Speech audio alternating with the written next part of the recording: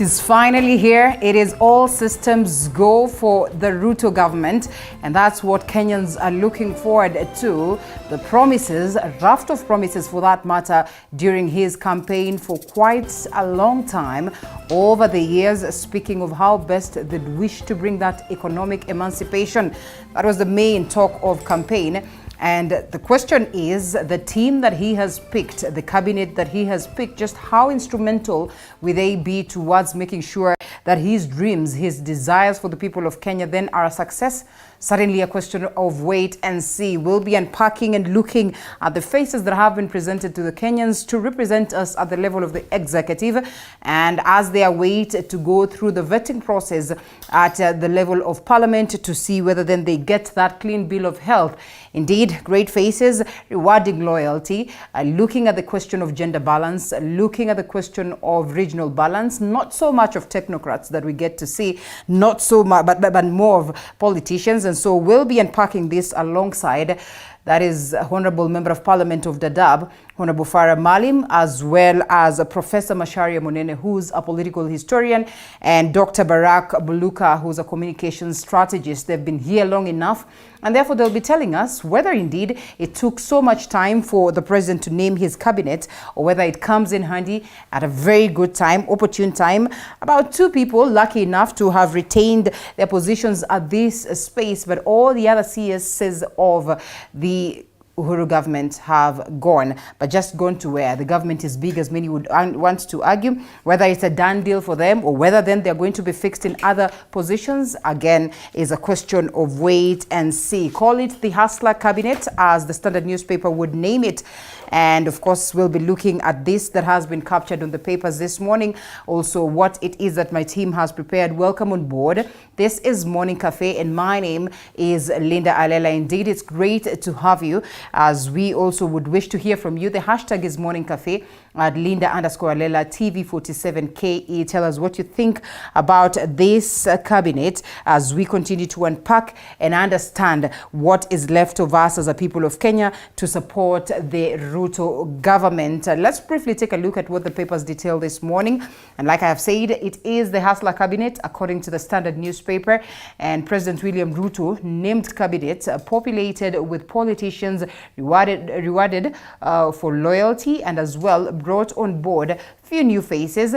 They are the people to implement the bottom-up economy model. A story captured on page 2, 3, 4, and 5 of the Standard newspaper, the main story of the day. And we'll definitely be looking at this to look at what best is there on the table for the people of Kenya with these very faces. Hard questions after Gicheru's sudden death.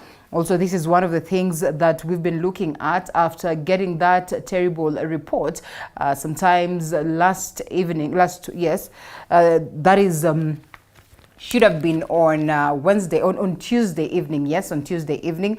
And we get to understand what could have informed this. And so we'll be looking at it. It's actually on Monday, well, waking up to Tuesday around 12 a.m. in the morning, and had questions as Gicheru's sudden death. Lawyer Paul Gicheru, who was a suspect at the International Criminal Court over witness bribery claims, was found forming while lying on his bed. And of course, this police are yet to establish and tell us what really could have informed the death. We'll be looking at this. These are the key stories that we have on the papers this morning as the main stories of the day. And so we'll be trying our level best to unpack this for you. You look at the Daily Nation, it speaks about the cabinet, winners and losers in first cabinet.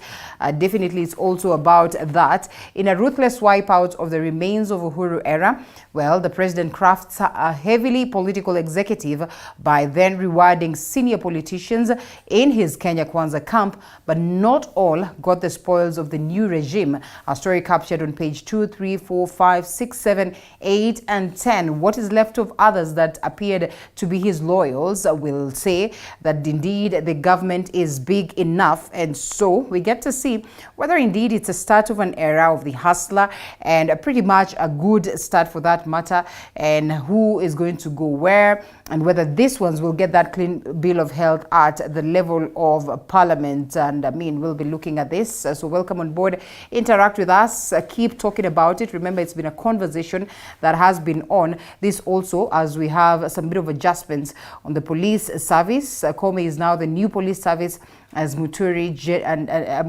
is the Attorney General as well. We have seen the exit of Mutiambai, and we'll be looking to unpack that briefly. What is on the back page of the Daily Nation? New cabinet stakeholders welcome renaming of Babu Namwamba to sports docket, urge him to streamline the sector. This also on this sector of matters sports. Away from it, court gives TSC go ahead on teacher training. That is a story that is on the back page, and they speak of teacher professional development program was introduced in September last year. And this in a bid to make sure that then the competency-based curriculum is well received. We'll be looking to see just what the Ruto government then will do towards making sure that this program is a success. The Deputy President, Rigathi Gachagua, telling us that they have no business or plans to scrap off the CBC in totality. Some of these have been the proposals that we have seen.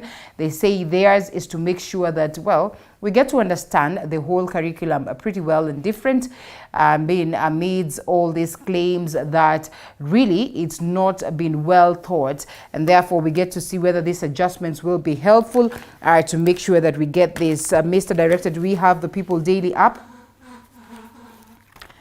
Yes, Mr. Director, we have the People Daily app. All right, before we get to that level, let's briefly take a look at some of the stories that have been captured on the international scene. Kabuga petty trader to genocide financier. And I mean, we all understand the story of Kabuga and the unfortunate occurrences in Rwanda. He has been charged with genocide and crimes against humanity on his trial, and he goes on trial in The Hague tomorrow over his role in the Rwanda genocide. Remember, there's been this conversation right here, and it was more of a relief for a majority who wished to get that aspect of justice in Rwanda. And so Kabuga served as president of the RTLM, and as such had de facto and de jure control of programming, operations and finances of the RTLM. And so we get to see just how then the Hague-based court will handle this, as of course his trials then are on. And South Africa's ex-leader Zuma eyes political comeback. That will be interesting to watch. That is on the African scene. South Africa's ex-president Jacob Zuma, who is facing corruption charges and served a short stint in jail, has said he is ready for a political comeback with the ruling party, that is ANC. And in a statement late Monday, Zuma, who is 80 years old now, said he had been asked by members of the African National Congress, ANC, which has ruled South Africa since the end of apartheid, to put himself forward as the party gears up to elect a new leadership. We'll get to see how different and how South Africans are going to address or to welcome this move, as we have called for efforts to show up on South Sudan peace process. It's not been all rosy right from the time of the split, Sudan and now South Sudan. And we have, we have the Sudan, and we also have South Sudan. And this that has been looked at as the world's youngest nation has known no peace right from that time of secession. And the United Nations appoint human rights experts have warned that South Sudan peace process needs urgent attention to prevent violence from escalating. It's not been all rosy, and the indifference between Riek Machar as well as Salva Kiir, these indifferences have been evidence. Those ones that have been looked at as question of ego really have not allowed the people of South Sudan that moment of peace. A dozen killed in Burkina Faso jihadist attack, as suspected. These attacks, of course, in the North Burkina Faso, so has killed around dozens of people, mostly soldiers. Security sources have told the AFP that is by Monday. This is quite unfortunate. I report the international scene. Japan honors assassinated Abe. Assassinated Abe. Shinzo at controversial funeral.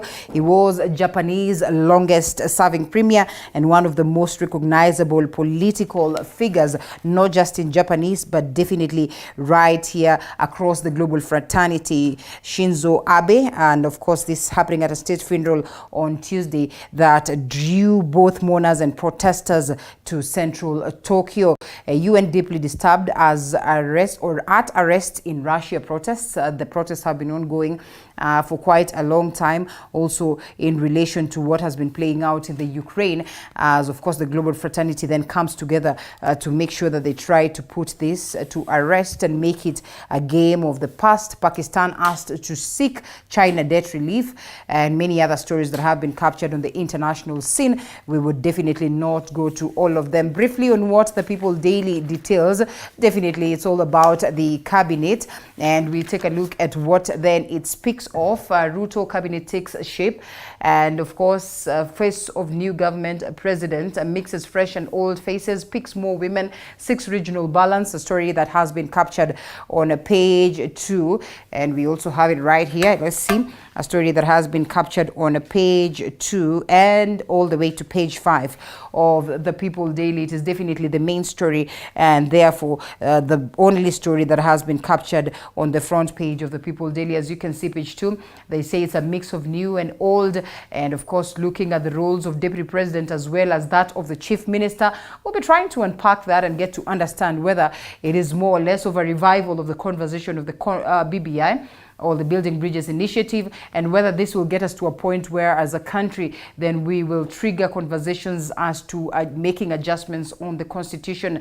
Legislators will form an appointment committee that will vet president's ministerial nominees.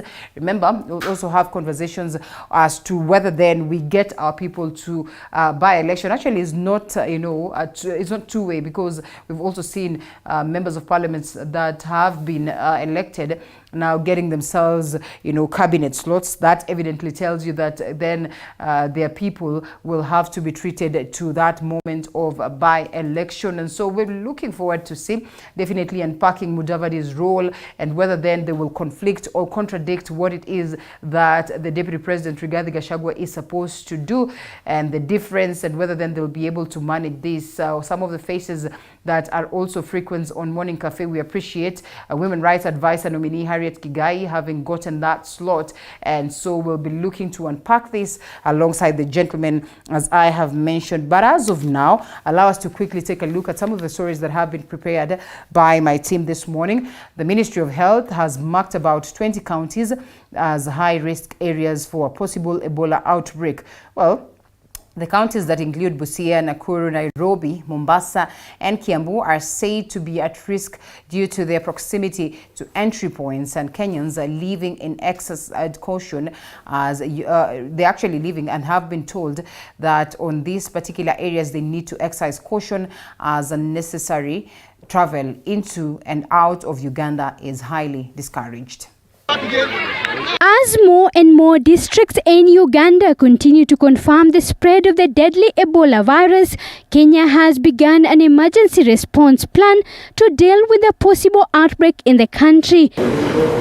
According to the Ministry of Health, screening of people at the border points has been intensified, with the ministry reporting that a total of 19,000 people have so far been screened from the 20th of this month to the 25th. For us to be able to ensure public health safety, all of us have become surveillance officers, because events happen at home, at communities.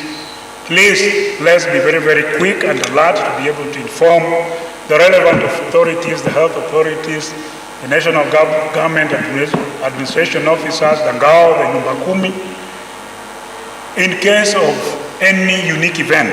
Quarantine areas have been set up in various referral hospitals in risk counties such as Busia, Nakuru, Nairobi, Mombasa, and Kiambu. Ebola virus testing requires pressurized level 3 labs, with the government identifying 4 Kemri labs to be used as the first testing zones during a possible Ebola outbreak. Good laboratory service for diagnosis is critical. For now, we have designated Kemri as our laboratory. 'Of choice for diagnosis, but we have designated Kemri as our laboratory of choice for diagnosis. But we have designated Kemri as our laboratory of choice for diagnosis. But we have designated Kemri as our laboratory of choice for diagnosis. But we have designated Kemri as our laboratory of choice for diagnosis. But we have designated Kemri as our laboratory of choice for diagnosis. As the situation unfolds, we are able to bring more on board, including CDC, the University of Nairobi, ILRI under the One Health approach, and others which meet the requisite parameters set. Should an outbreak occur, thorough sensitization of health workers has begun, with the ministry promising to fully stock on adequate protective gear for the health workers to conduct proper patient care. A confirmed outbreak phase, that is now the action phase, coordination and resource mobilization, and other speakers who are here before me, like UNICEF is very, very strong in terms of logistics management. When we require specialized PPEs for Ebola, not the ordinary ones, then we can be able to leverage on UNICEF through their supply division in Denmark to be able to ensure that the supplies reach here in a record time. In Trans Nzoia County, the government has ordered morgues not to receive bodies from Uganda as part of precautionary measures to curb the spread of the disease in the country. Health workers' unions have recommended that the government faithfully adheres to the emergency response plan and borrow lessons from other countries that have previously witnessed an Ebola outbreak. According to them, an Ebola outbreak is more deadlier than a COVID-19 outbreak and should therefore be treated with the urgency it requires. I want to assure Kenyans that Ebola does not compare in any way to COVID-19. It is more fatal, it kills more. In fact, I think as per the statistics, it has a fatality rate of well above 50%. There's need that the stakeholders' engagement, that when an outbreak has been announced in Uganda, it should not be a matter only of the Ministry of Health, but it should be a matter that is discussed both with the Council of Governors, with the counties, and with the healthcare workers, because preparedness needs the entire population to understand the disease, to understand the pattern, so that we all can take mechanisms to prevent it. Zainab Mohammed, T47. Well, thousands of Turkana residents are facing severe drought across the county, and this has led to some of them feeding on carcasses due to the famine. And as Mudhoni Mine now reports, this situation has led to over 58 people currently receiving treatment at Kerio Dispensary after eating dead camel in the village. Yeah. The biting drought in some parts of the country continues to push those affected to an unimaginable edge, depriving some of their dignity. In Turkana County, which has been categorized as one of the counties at an alarm stage, some residents have been forced to look for ways of survival, one of them eating the carcasses of dead animals. This has, however, led to 58 people fighting for their lives after consuming the carcass of a dead camel in Kerio Delta Ward. Yeah. The victims said that they were not aware they will suffer food poisoning after consuming the meat, adding that they decided to eat the carcass after running out of options. Tumekula nyama ile mbaya sana, ile hafai tukule kwa ajili ya njaa. A spot check in the vicinity showed many dead animals around Turkana County due to lack of water and pasture, with residents lamenting that they have lost their livestock to lack of food and water. Tumeumia kwa sababu ya njaa. Njaa imeumiza watu na pia nayo mbuzi yetu yote imekufa, plus na hiyo ndio ilikuwa inatusaidia. The area MCA, while thanking the health officials, donated foodstuffs to the residents and encouraged help to be channeled towards the county. Kutoka juzi na hata jana wamehusika katika utendaji wa kazi kuja kuhamasisha yale yamekuwa yametukia katika kijiji ya Lowa, katika dispensary ya Lowa. Confirming the incident, Malcolm Lochodo, the chief officer for health in the county, indicated that the camel meat was found to have traces of poison after a series of tests were done in the laboratory. So far, 14 patients have recovered, while others are still undergoing treatment at the dispensary. Yeah. The national government has today issued a statement stating that it is coming up with ways to mitigate the effects of drought in the affected counties. The government says it will partner with the county governments and the private sector to create partnerships that reduce reliance on rain-fed agriculture and introduce drought-resistant crops that withstand extreme conditions. Muthoni Maina, TV47. And still in Turkana, families of police officers killed in Kapedo, Turkana County want the government to find a way to stop cattle rustling in this area. The families of Benson Macharia and Boniface Muthi, who are among the 8 officers, say their sons died having only worked for 9 months, and urging the government not to deploy newly recruited police officers in dangerous areas.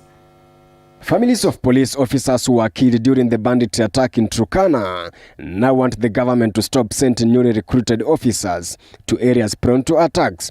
Sasa tunahusuni kwa serikali iwe ikisunga nini wa makurutu asiwe kupewa kipaumbele kwa kuenda kwa vita, manake wanakwisa sana huko. 2 officers, Boniface Muthi from Kiamanyeki in Moya East Sub-County and Benson Macharia, both aged 22 years from Kianderi in Kirinyaga County, are among those killed during the attack. Katika wale polisi waliouawa 8, tulipoteza watoto 2 wandogo kutoka Kirinyaga, moja kutoka Moya Kiamanyeki na mwingine kutoka eneo la Kirinyaga ya kati. The 2 officers were only 9 months old in the service, and now the family members say they have not even had a chance to enjoy their careers. Alikuwa baraka hata kwa wazazi wake, na hata wakati alipata kazi ya serikali hata mji mzima, kijiji mzima ilifurahia. Family members saying it's painful to lose their sons at their prime of their ages. Kubwa sana, ni pigo kubwa sana kwa familia. Ni kijana mdogo, alikuwa amemaliza shule, amesomeshwa na mzazi na pesa zote za maloni za kukopa mpaka akafaulu. Sasa wakati ameingia mahali ya kurudishia mzazi mkono na hata kujenga familia yake, sasa ndio huyo ameenda. According to Boniface's mother, she had spoken to her son about his awaiting role, saying that he did not tell her the exact place where he would be posted, and not knowing that it was the last time they were speaking. Tuliongea na yeye hapa, nilingia tukaongea na yeye, akaniambia ati atarundi kwa kasi, lakini hatukuongea ameenda kasi kipandi gani. Hatukuonana tena. The family say they hope the government will find a lasting solution to stop the rustlers. Tuko na matumaini ya kwamba serikali yetu itachukua jukumu linalofaa kuhakikisha ya kwamba eneo la Turkana limefanyiwa kama venye eneo la Mount Elgon lilifanyiwa. Watoto wetu waache kuaga wakienda kufanya kazi ya serikali bila kukusudia. Khaemba Emmanuel, TV47. And Deputy President Rigathi Gachagua has reiterated the commitment of the government to ensure peace is restored in Kerio Valley. And speaking after meeting leaders from the affected areas, Gachagua has asked police to avoid brutality if deployed in the region, referring to the most recent attack in Turkana County, which saw 8 people, officers of them, of course, killed, as Chepto Boit reports. The county government. The national government has now promised to engage all levels of governance to find a long-lasting solution to end the insecurity menace that has plagued the Kerio Valley for years. Solutions. Led by Deputy President Rigathi Gachagua, regional security heads, governors and the leadership of the 6 affected counties have agreed to finalize on all proposals agreed today to seek clear intervention to curb cattle rustling and security lapses in West Pokot, Turkana, Samburu, Laikipia, Baringo and Elgeyo Marakwet. You are aware during our campaigning period, I went throughout the North Rift. I was in Iten, I was in Cabranet, I was everywhere, and I gave an undertaking on behalf of my boss that once we are elected and sworn into office, we'll sort out the insecurity issues in Kerio Valley once and for all. The second in command has disclosed that President William Ruto is concerned about the constant attacks in the North Rift and is working round the clock to restore peace and security to allow daily economic activities. And I want to assure you that President William Ruto has given a commitment that he'll apply his office and what goes with it to ensure that peace and security is restored and people can go on with their economic activities without hindrance. Children can go to school without fear, and can know peace and live peacefully. Gachagua has further asked the police not to be brutal and vengeful if the affected areas, referring to the most recent attack in Turkana, which saw 8 police officers, a senior chief and a renowned female peace ambassador dead. As much as the people of Turkana County are grieved, our officers, and we have also asked them to be calm so that they don't act emotionally. Because ideally, what has happened in the past when you kill police officers, officers move to the area with the brutal efficiency to revenge on the killing of one of their own, and sometimes they can be excessive and hurt innocent people. The cabinet has today authorized the deployment of formed police units within the affected areas, whose mission shall be to maintain peace and security in the areas. It has further directed that the peace and security initiatives shall also integrate local communities and their leaders in a joint peace initiative aimed at ending decades-old communal tensions. Chepto, GOtv 47, Nairobi. Thank you, Chepto, for that. Now, officers from the Forensic and Homicide Department from the Directorate of Criminal Investigations are investigating the tragic death of lawyer Paul Gicheru, who had a pending case at the ICC. And as Elizabeth Atieno now reports, speculations are rife on the real reason behind the lawyer's death, as the family insists that the cause will only be determined after post-mortem is conducted on the body. Silence has dominated the Northwood Villas in Karen, Nairobi. And I don't think the only sound heard in this area is that of specific oncoming vehicles currently on a journey to establish what killed lawyer Paul Gicheru. Gicheru's death was confirmed at about 11 p.m. on Monday the 27th of this month through his lawyer Michael Canavas. It is alleged that Gicheru was with his son, wife, father-in-law and house help when he breathed his last. This incident has since left a section of renowned lawyers in the country scratching their heads and brainstorming their legal minds as they seek to ascertain what killed their learned friend. the cause of death is not really known. It is still being investigated by the authorities. I have met some of the senior police officers who are investigating the death. I'm told that they were here yesterday and they are continuing to investigate the matter. So the best we can do at the moment is not to indulge ourselves in any kind of reckless allegations at all. Let us find out what the investigators will come up with. We are alive to the fact that he was not at the peak of his health, but we would want that the cause of his death be established in a manner that then would put to rest any concerns that the death is nothing than a natural one. Since his death, there have been speculations that the deceased might have been poisoned together with his son, who is currently receiving treatment at the Karen Hospital. However, a section of family members through lawyer John Kaminwa have refuted the claims. And what I'm reading in social media that he probably ate some food and so on, it doesn't appear to be so. Yeah. And the son, who is now in the hospital, it appears to me that he was just shaken and struck, seeing his father dying. We also understand that his son, who was with him, and they had had a meeting before his death, is also in critical condition in a hospital. And we just want to take this opportunity to wish him a full and a speedy recovery. Lawyer Paul Gicheru was facing 6 counts of bribery and corruptly inducing witnesses to interfere with case against President William Ruto and journalist Joshua Sang that was dismissed in 2016. Questions now continue to abound as to whether the ICC case was in any way linked to his death. He came back. I inquired as to why he had left for The Hague. But according to him, he wanted to clear his own name, and he wanted to make sure that he's able to travel anywhere in the world without feeling that he was under a threat to be arrested. We are not privy to that, and I think it's an area which would be opening up speculation which we would not want to venture into. What is a matter of record is that there was an attempt to extradite him.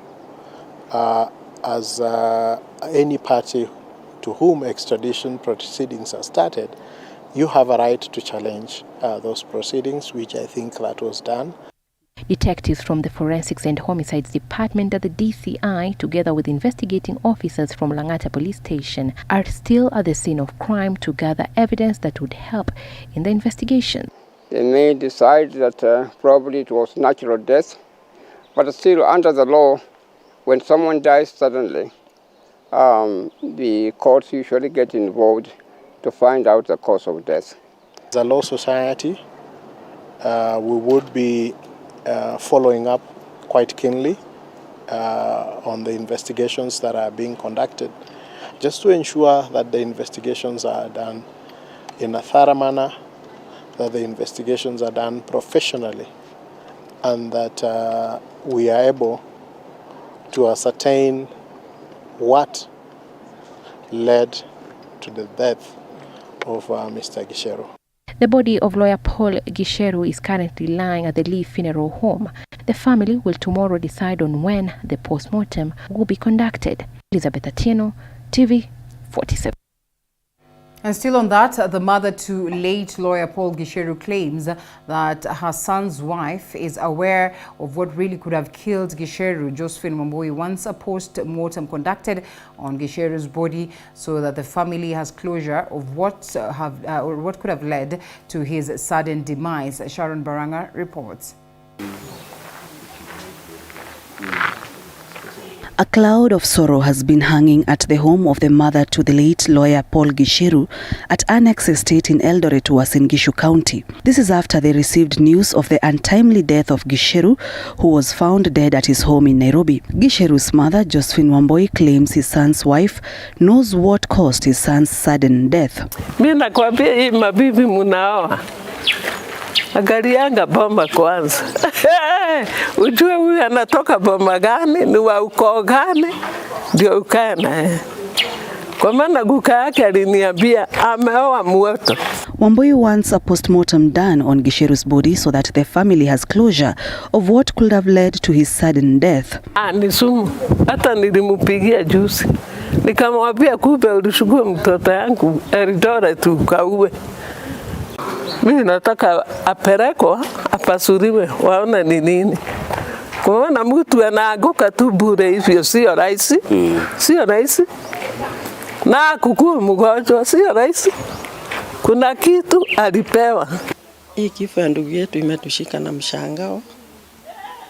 Kwa sababu on Friday tuliongea naye, last Friday. Nikamuuliza unaendeleaje? Akaniambia ako mzima na hana shida. Akaniuliza mnaenda kuona mama, nikamwambia tunaendanga. Ndugu yetu hakukuanga na maneno mingi. Alikuwa tu anatakanga kujua hali ya mama inaendeleaje, tunaendeleaje. Sasa hata wakati yenye tulisikia ameaga, tulishikwa na mshtuko. Gicheru's family also complained the manner in which they received news of his death. Ndio nasikia ripoti ya asubuhi, jirani huyu. Ni bibi gani hawezi kupiga simu? Aniambie mtoto ameenda. Kwaje hata nini? Huyu mtoto yake kijana. Wanawacha mtu anaaguka. Huyu kijana sijui anaitwa Joroge. Sijui aliona baba ameanguka naye akaaguka. Mama hakuna, ametoroka, anajua kenye amefanya. Wambui says his son has been at loggerheads with his wife for quite some time. Kama mtu muhimu sana kwa hii jamii, very humble, kukiwa na shida alikuwa anashirikiana na sisi. But after kutoka hii mambo ya Hegi venye ilikuja, aliwekewa vikwazo. Hakuwa anakuja often Eldoret. Unajua aliwekewa restriction. He was supposed not to meet with other people, sijui nini. So ilikuwa ni muda tatuongea, most tulikuwa tunaongea tu kwa simu. Lakini kuonana juu hizo vikwazo ilikuwa ni ngumu sana. Tumempoteza wakili, tumempoteza mtu wa muhimu. Na pili ni kuomba serikali iweze kufanya uchunguzi wa kina kabisa ili waweze kudhibitisha ni nini kilisababisha kifo chake. Wambui has 8 children. Gicheru was the third born, and she says he was the pillar of the family and one whom many depended on. Sharon Baranga, TV 47. Ruto has unveiled his 22-member new cabinet of 7 women and 14 men, replacing retired President Uhuru Kenyatta's cabinet, save for Simon Chelugui, who survived the purge. Ruto's cabinet lineup consists of political allies and newcomers, with NC party leader Musalia Mudavadi now the most powerful cabinet secretary in the newly created Prime Cabinet Secretary slot. President William Ruto unveiled the 22 men and women to serve in the Kenya Kwanza First Administration at State House, Nairobi, awarding familiar faces and close political ally slots, while delicately striking regional balance, despite falling short on the 50-50 gender cabinet slot promise. Because of their contribution, because of their decision to work with us under very difficult circumstances, we won this election. Today, I am proud to announce the men and women who will serve in the cabinet of the Republic of Kenya by God's grace. ANC party leader Musalia Mudavadi is now the Prime Cabinet Secretary, with former Tharaka Nithi Senator Professor Kithure Kindiki appointed as a Cabinet Secretary to the powerful Interior Docket. Appointed too was former Machakos Governor Dr. Alfred Mutua, who will head the Foreign Affairs Ministry, as former Nyaribari Masaba MP Ezekiel Mashogu becomes the Cabinet Secretary for Education. Former Cabinet Secretary in President Uhuru Kenyatta's administration Davis Chirchir made a comeback as a new CS for Energy and Petroleum, with former Chief Executive Officer at Kenya Generating Power Company KenGen, Rebecca Miano, now the CS for East Africa Community, Arid and Semi-Arid Lands. Ruto's ally and Garissa Township MP Eden Duale is now the CS for Defense, with former Kitui Deputy Governor Penina Malonza becoming the CS for Tourism. Former Gatundu South MP Moses Kuria will now head the Trade, Investment and Industry Docket, Kandare MP Alice Wahome becoming the CS Water, Sanitation and Irrigation, former Narok Woman Representative Soipan Tuya taking over Environment and Forestry, while former Central Bank Governor Professor Njuguna Ndung'u is now the CS National Treasury. Simon Chelugui, who served in President Kenyatta's administration, made a comeback as a CS for cooperatives and MSMEs, while former Kwale Governor Salim Vuria is a new CS for mining, blue economy and maritime affairs. Ruto's close ally and Elgeyo Marakwet Senator Kipchumba Murkomen is now the CS for transport, and former Malindi MP Aisha Jumwa now the CS for public service, gender and affirmative action. Former Meru Senator Mithika Linturi and politician Eliud Owalo will serve in the Agriculture and Information Communication dockets respectively. Former Speaker of the National Assembly Justin Muturi will serve as the Attorney General, while Mercy Wanjau will serve as Secretary to the Cabinet. From Western region of the country, Dr. Susan Nahomicha Wafula, who attempted to clinch the Trans Nzoia Woman Representative seat, is now the CS for Health. Former Budalangi MP Ababu Namwamba becomes the CS for Sports. Nakuru politician Zachariah Mwangi will head the land's docket, with politician Florence Bore now becoming the CS for Labour and Social Protection. Attention now shifts to the National Assembly, where the new CSAs will be vetted before Kenya Kwanza's first administration gets down to business and implement what the alliance promised in the campaigns. Abul Kamal, TV47, at State House, Nairobi. And the president has nominated 7 women to serve in his cabinet months after promising a 50% women cabinet. In his address to the nation, President Ruto also reiterated and also retained Energy CS in the Uhuru Kenyatta government as his advisor on matters security, and Harriet Chigai as an advisor on women rights. Positions have, of course, leveled to cabinet secretaries, as Elizabeth Mutuku reports. After a long wait, finally President William Samoei Ruto has unveiled his cabinet. 7 out of the 22 cabinet secretaries are women who are expected to serve alongside their male counterparts to deliver on Ruto's mandate. The first in command failing in his 50% women in cabinet promise. It is not a Ferrari, it is the right thing to do. So, the 7 women include Kandara Member of Parliament Alice Wahome, who will handle water, sanitation and irrigation docket, immediate former woman representative for Kilifi, Aisha Juma, who has been appointed to head Public Service, Gender and Affirmative Action Ministry, Rebecca Miano, a lawyer by training and current Kengen Chief Executive Officer, has been appointed the EAC, Asal and Regional Development Minister.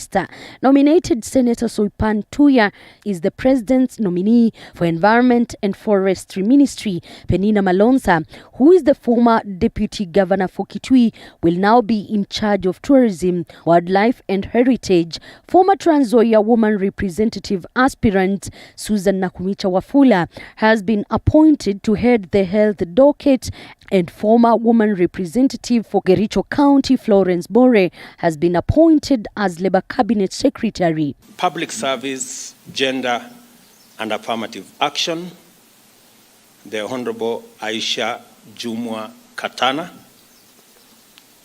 Minister for East African Community, Arid and Semi-Arid Lands and Regional Development, Rebecca Miano.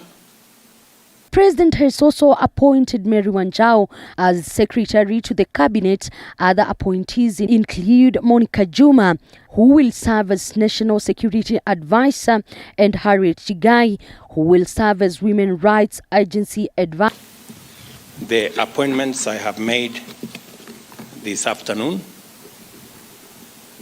Other appointments will follow in due course on the other areas that are part of the team that will work with me and my 2 brothers and the entire cabinet in making sure that we implement the program and the plan upon which the people of Kenya voted for us.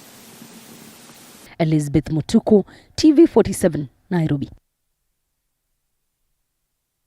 Now, President William Ruto has nominated Japheth Koome as the Inspector General of Police. This follows the exit of Hilary Mutyambai, who has taken an early terminal leave. Meanwhile, DCI boss George Kinoti has resigned. The story was produced by Andrew Juma. President William Ruto made the announcement of the terminal leave of Hilary Mutyambai during his unveiling of the cabinet, saying that the IG Mutyambai cited health reasons. On August 26th, the Inspector General Mutyambai nominated his deputy Nur Gabo in acting capacity to attend to a medical checkup. In his position, Ruto has nominated Engineer Japheth Koome to the position of Inspector General of Police. Koome, a former Nairobi County Police Commander, is the current commandant of the National Police Service College, Kiganjo. After discussing with Mr. Mutyambai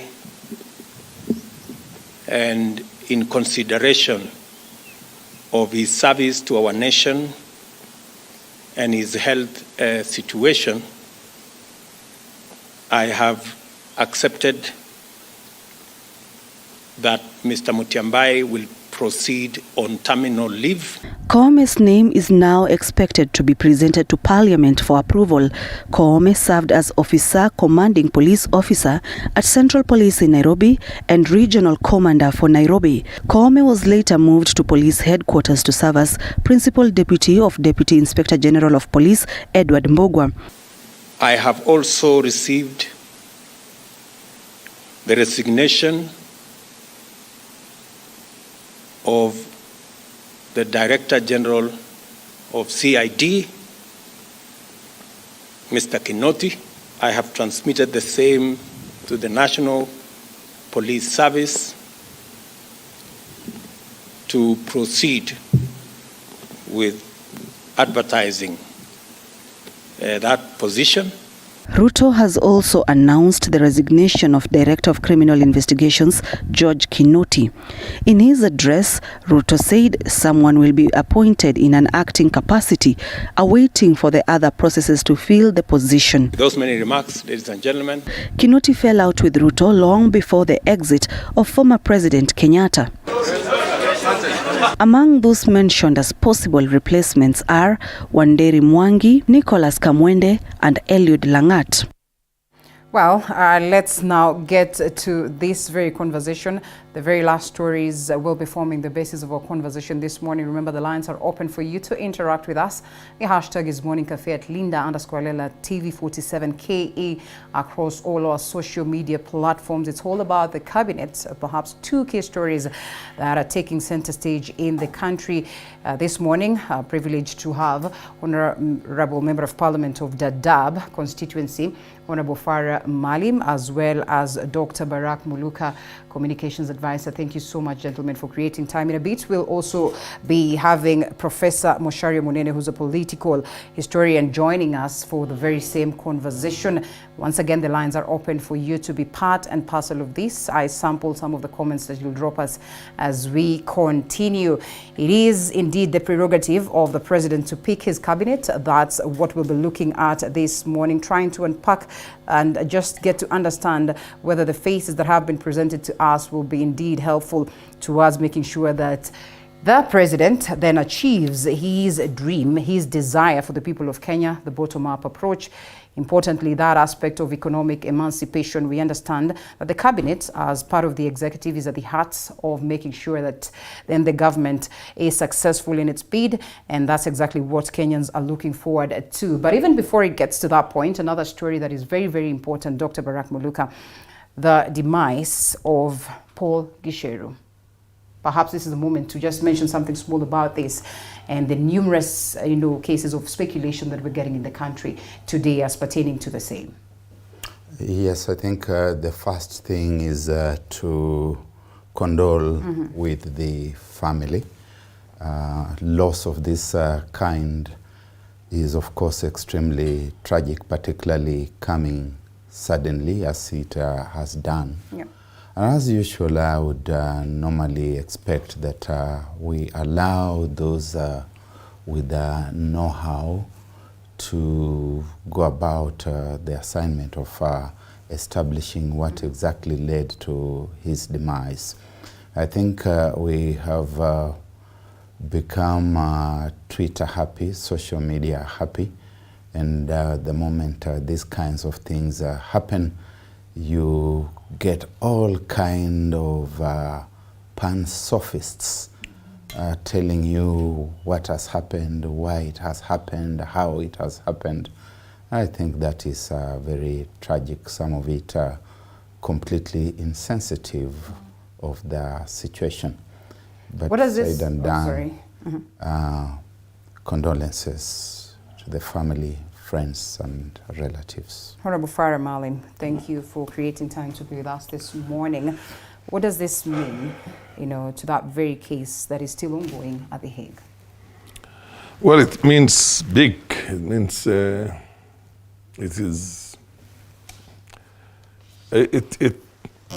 literally turns on its head that matter which is going on there, because he himself was there on trial.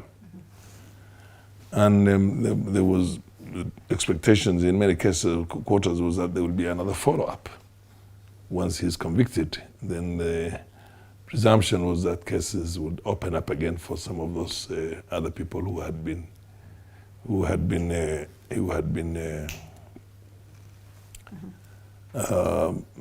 cases were suspended under very technical grounds, which means it could be revived anytime. So that also puts a coffin on that completely. I think what needs to be done is, as Barak has put it, very exhaustive investigations. You cannot assume anything here. I was watching his mother on TV, who was saying that, and this happened in his house. So whatever happened, if there's a foul play, it must have been an inside job. An inside job has a limited number of people who can be suspects. So it does not throw these investigations into a very wide arena. It's a very, very focused, small arena. You just find out what other things that he consumed. And who were there? The cook, if there was a cook, if there was somebody else was a house help, if there was, and the wife and the rest of them. The mother was saying that the wife must be questioned because it's possible, and it could be completely other social, unrelated issues. You never know.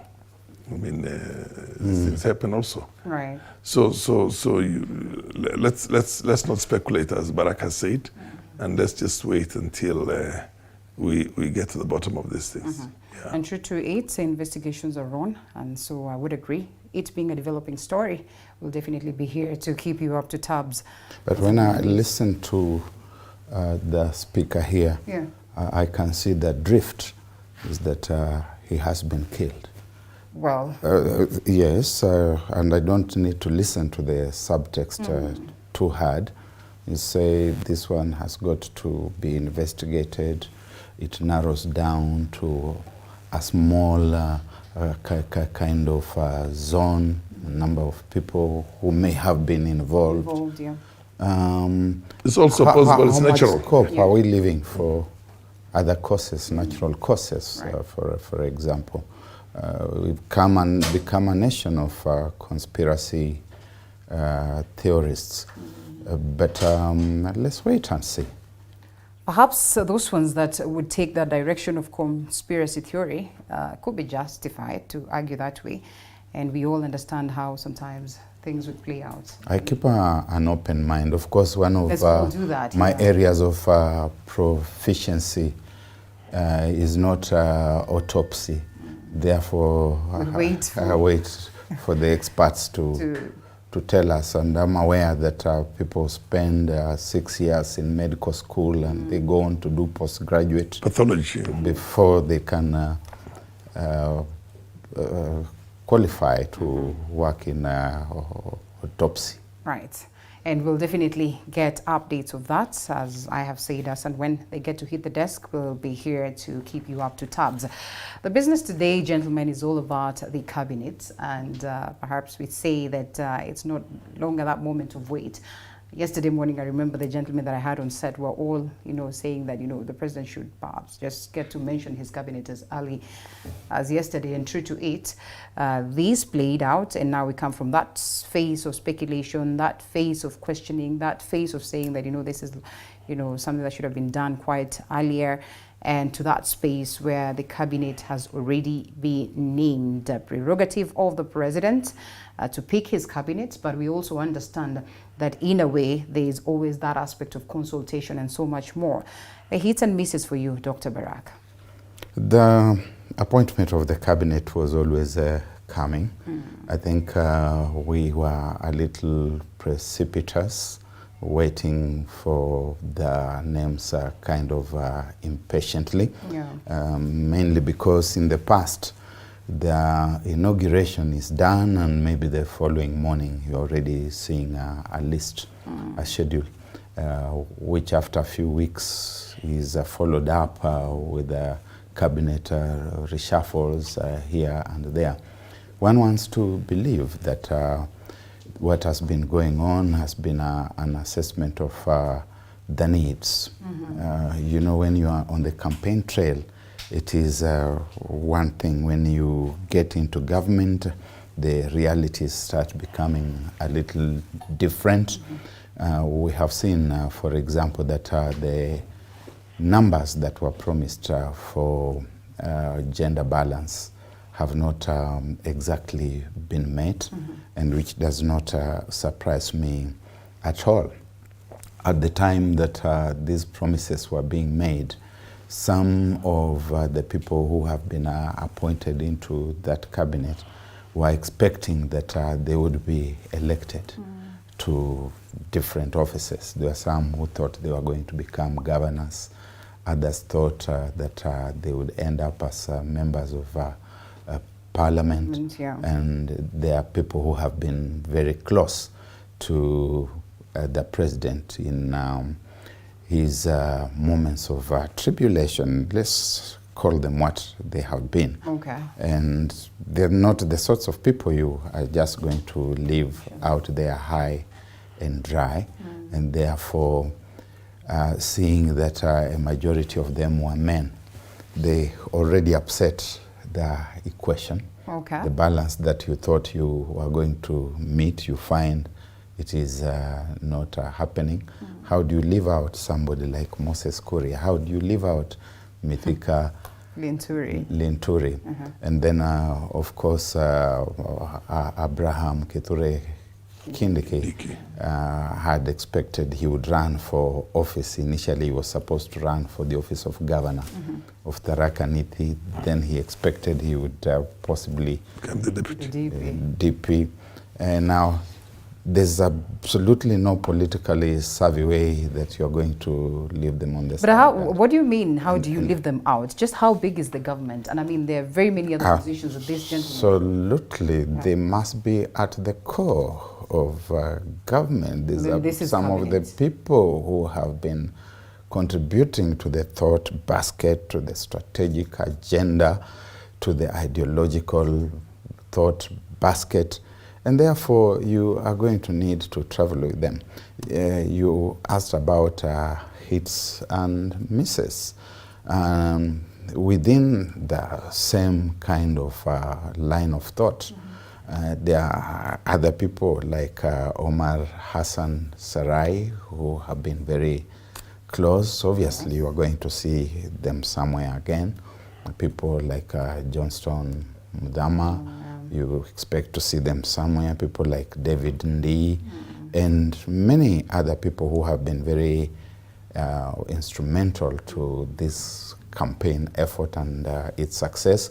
And if I understand this president sufficiently, he is one individual who tends to remain faithful to his friends and people who have worked with him.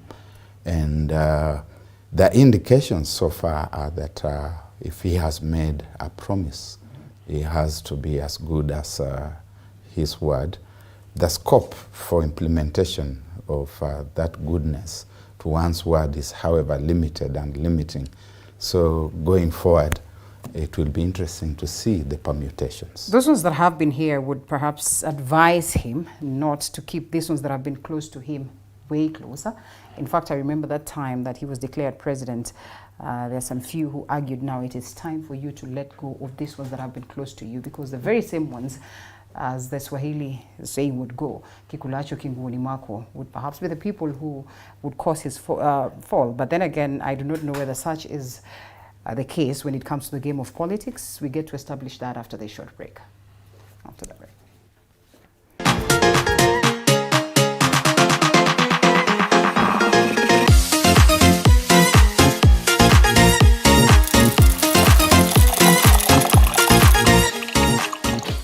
You are watching TV 47, the home of untold stories.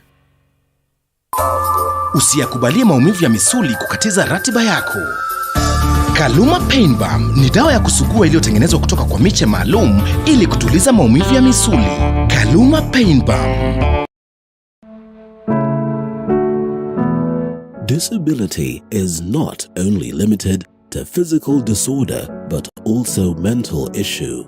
From depression, I was under depression for like 2 years. bipolar, Bipolar disorder is a mood disorder. and even suicidal thoughts.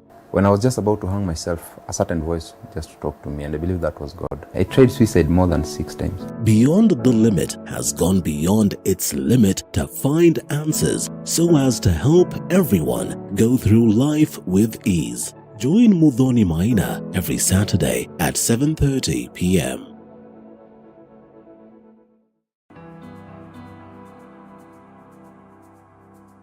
Starting this September at 8:30 p.m. on Tuesday, The Realtor brings it all to perspective. We identify a property, discuss and demonstrate the journey towards ownership. Professionals who have integrity, and from their catalog you can easily read that these are professionals who are able to deliver. Everywhere you go, you have to up your games, you have to go with the trends. Not forgetting the margins as well as the risks that come along. The runaway prices of the land. We are saying that it's something that we can never go without mentioning. Any developer will not go without mentioning the price of land. Don't miss out.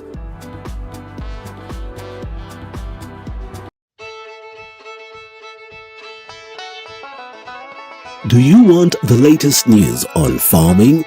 We've got the WikiLeaks for you. Get it? No? Well, okay. Every week, we give you insights on different farms, from crop farming to animal keeping. They're very hardy insects, yeah? The larvae is a very hardy insect.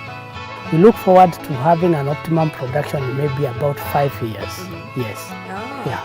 So the question then would arise as to whether, those ones that are loyal being rewarded, then are up to the task. One thing I know about him, he is... Him,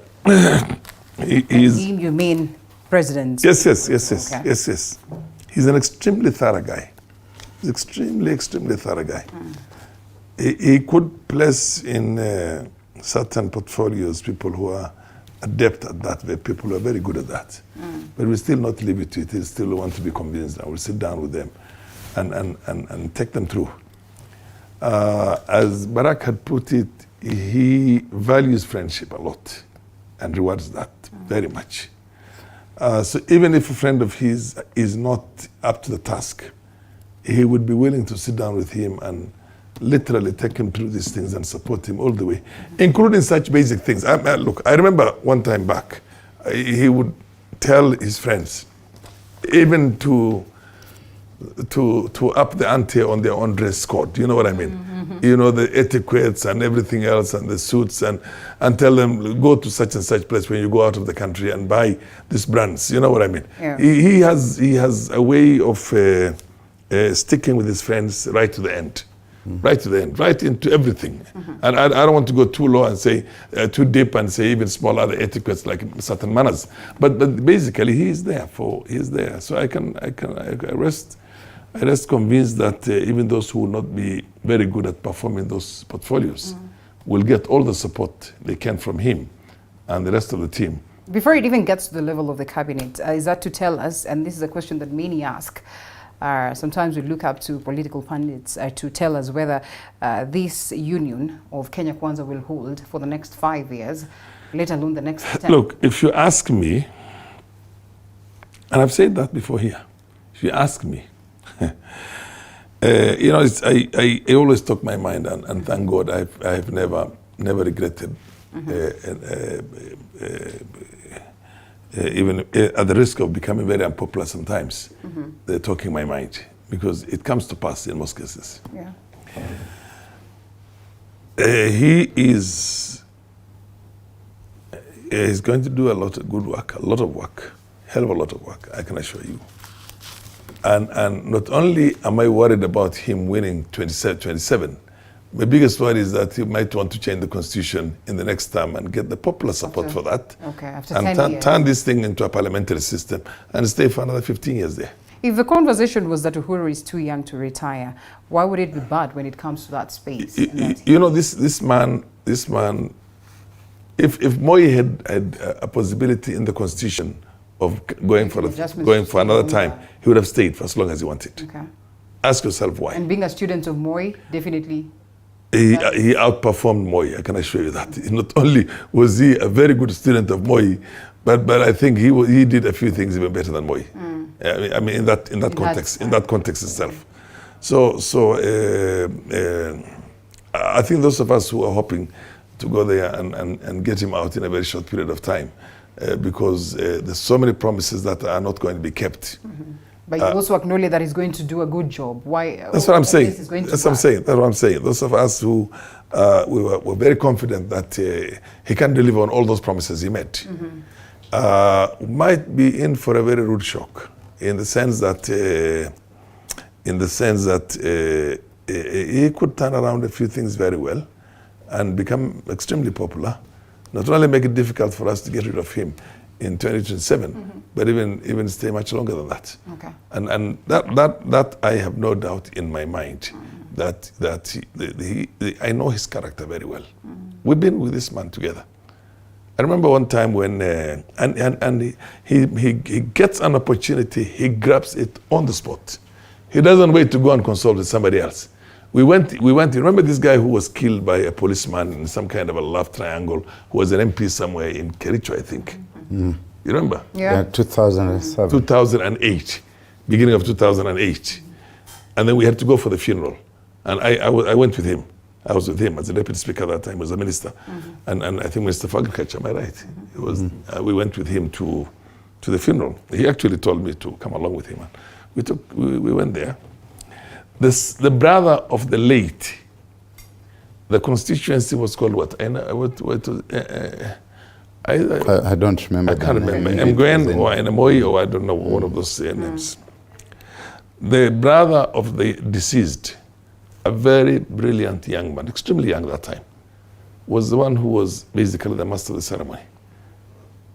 And he talked so well, with such an eloquence, with such an amazing ideas in that totality. I mean, everything, including the family and how they were going to make sure that the family does not suffer. It was a young family. And then he looked at me and he says, this guy looks like he has a very powerful potential. I told him, yes, I've observed that. Mr. Minister, go out there and endorse this guy for the seat. Nice. That's just at the beginning. And he walked up there and he told them, na hata huyu ndogo yake is a very good guy. He's very impressive, and I'm sure the family will be very happy for him to hold together the family and the constituency, because he was also the right-hand man for his brother. And that man is still in Parliament today. I think he had a small hiatus, a Langat. He's an accountant. A very sharp guy, very, very sharp guy. He's now back in Parliament. I think he only missed out in the last election because he went for something bigger, I think, for governor or something like that. On the spot, he grabbed it. Yeah. And walked to the crowd and told them, na huyu mangaline mambo yake. And he came in with a big majority. So when he sees an opportunity, one is consultative, he consults the people around him. He looks for one good mind to consult. Two, he grabs the opportunity. And the way I see right now he's working out, most Kenyans don't understand it, but I can see where he's going. To begin with, he has endeared himself very much to both the Christian right, globally, and at the same time, the state of Israel. You understand my point? And let's face it, the Jews control the economy of the world today. Right. The next thing I'm going to say, and with David Ndii being there, we're in a deep hole right now, in a deep shit which was put into us by the last government for 10 years. And of course, he's never been part of it for the last 5 years. I can see a situation in which some of these loans will be converted into others from the multilateral bodies. I see the World Bank strategies. I'm telling you, no. Let's listen. Let me just explain to you. They will go into that. The S word, I know you like. What is this one? Yes, proceed. Go to and convert these things into long-term very with a big moratorium, and that's the only way we can get out of this hole, this big hole. The other thing that I noticed that everybody was making the assumption that he was going to appoint a coastal guy into the lands docket. Because of these injustices. Because of the historical land injustices in the Coast Province. There is a bigger historical and modern land injustices in the mountain region, for information. Has appointed somebody there. You get my point? You get my point? And land is a very, very precious thing in the hearts and the souls of the people who come from the mountain. You get my point? All Kenyans, for that matter. Watch and see what's going to happen. You begin seeing the resettlement of squatters, the buying of governmental of land from big landowners that are idle, the settlement of these people in there. My friends, we're in for a revolution. You just watch it. And we'll go bit by bit because the business of the day is just the cabinet. Dr. Barak, and now that Farah Maalim takes us to a different direction, but more or less the same on what is likely to be the performance of the Kenya Kwanza government and the president for that matter, up until, say, the declaration time and the ruling by the Supreme Court. A majority of people would have told you that maybe they still do not have the confidence that, then Deputy President William Ruto, to that declaration and now President, would manage some of these things that he has, or some of these things that, are on his plate. Do you suppose that the more spot on and short term and quick, actions that he's taken upon different matters within a short time, 2 weeks into inception, a lot has been done, could be informing the change of tone from the likes of Farah Maalim? I think people like Farah Maalim are very realistic. I have monitored him both during sessions like this, when I have shared the platform with him and when I have been away. And he has remained very objective. So I don't think that we would talk about him undergoing a transformation just now and shifting like other persons have done. But in terms of opportunities, quick gains, low-lying fruits, Speaker Maalim is spot on. You saw that on the very day of inauguration, the president was saying, this afternoon I expect such and such a document on my desk. I'm going to sign this off. Tomorrow morning I'm going to swear in the 6 judges. And the 6 judges have been sworn in. That is becoming part of history. The judiciary fund, which became operational, I think he spoke of raising the allocations, and I think that, as we see it, has already been done. I think the first 5 or so billion has already been released.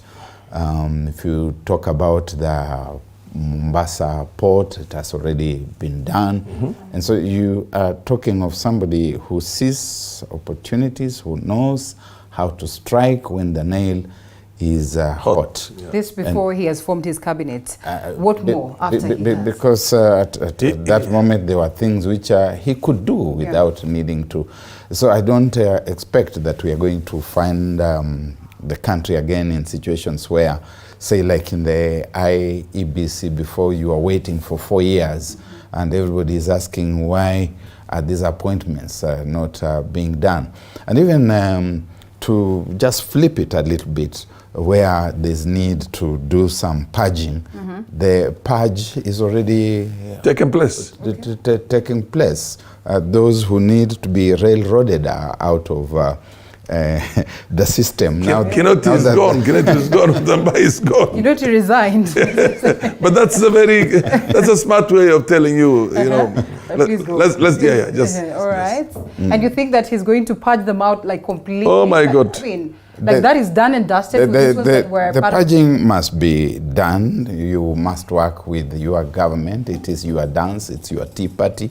You must have your people. I have seen interesting the two survivors headlines. Here, I think one of the headlines was saying something like a political cabinet. Another one was saying rewards and the like. You cannot form government with people who you don't see eye to eye. Approximate, you don't see eye to eye. You must have people who are of the same mind. What one then expects to see coming or going forward is a coordinated kind of messaging from government that we are going to have a cabinet that sits, and there are going to be cabinet meetings, and there are going to be cabinet resolutions. And when people come out of cabinet, they are going to be able to communicate a certain kind of policy message, certain kind of policy agenda, and it gravitates around the president and his visionary agenda for the country going forward.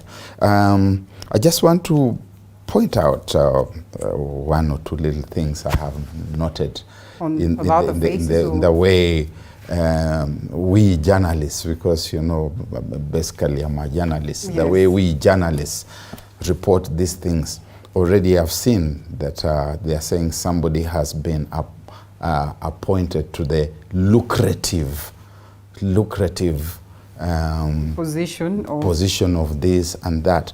And I've always wondered why journalists look at these things as being appointed to a lucrative money-making ministry. Have you gone there to generate wealth for yourself? Or why is some journalist sitting somewhere in the news desk, and the editors also are allowing that kind of notion that this person has been appointed to a lucrative ministry? Dr. That is where we start. Maybe in relation to the past, drawing parallels, maybe also looking at the dockets that have been there, the monies that are supposed to be handled in this very dockets, previous cases, that could inform such choice of words. That is very poor journalism, and I speak. The language, lucrative presupposes making money out of something. Making money out of something, and journalism works with words. Words are part of the tools of this profession, or even those who want to look at it as a trade. And words have value; they are loaded with meaning. So when we start talking about Barack being appointed to a lucrative, it means that I've been cast in that deep end to enjoy myself. When we say he has been rewarded, again, we are planting the wrong seed in people's minds. These people have been called to duty, and I would expect that none of them is going to start imagining that it is our turn to eat. Is it not their turn? When you look at cases to eat what? that have been there, when you look at what played out with the former, in the docket of Treasury, Henry, and here we are. And so would you blame them or blame the people? Look, the one who is in Treasury now is none other than Professor Ndungu. Ukur was, now Ndungu comes in. Ndungu is the one who has just been taken in there. Yeah. He was the governor of Central Bank. He's the best governor, I think, one of the best governors we've ever had in that place. And as far as I'm concerned, because I had a lot of discussions with a very close friend. We sat in his office and talked a lot of times about the economy and other things. And it's a pity Uhuru did not listen to him. They didn't have him during those days. You see what I mean? Because one area where he and Kibaki were in, and Mudaura were in agreement was, for example, don't touch the Somali businessmen in this country. Because they bring in foreign exchange to our country through the Hawala system. And it's hundreds of millions of dollars. Why were they being touched then? And then well, basically, no, it has nothing to do with that. It was just a way of trying to milk them. Corruption. Uhuru's government went and blacklisted God knows how many of them, gave them hell. Many of them relocated to other countries like Tanzania, Uganda, and Turkey, and are doing extremely well now. And look at what has happened to our economy right now. I mean, we've lost out to the neighbors. And I told them 5 years ago, I told them, you don't stop that nonsense, this country is going to go to hell. At that time, Kibaki even came up with the idea of saying, how many refugees, Somali refugees do we have here? He was told a couple of 100,000. He says, it's a small number. Let's give them the citizenship, all of them. He was looking at these things and said, look at America. That country is where it is because of immigration.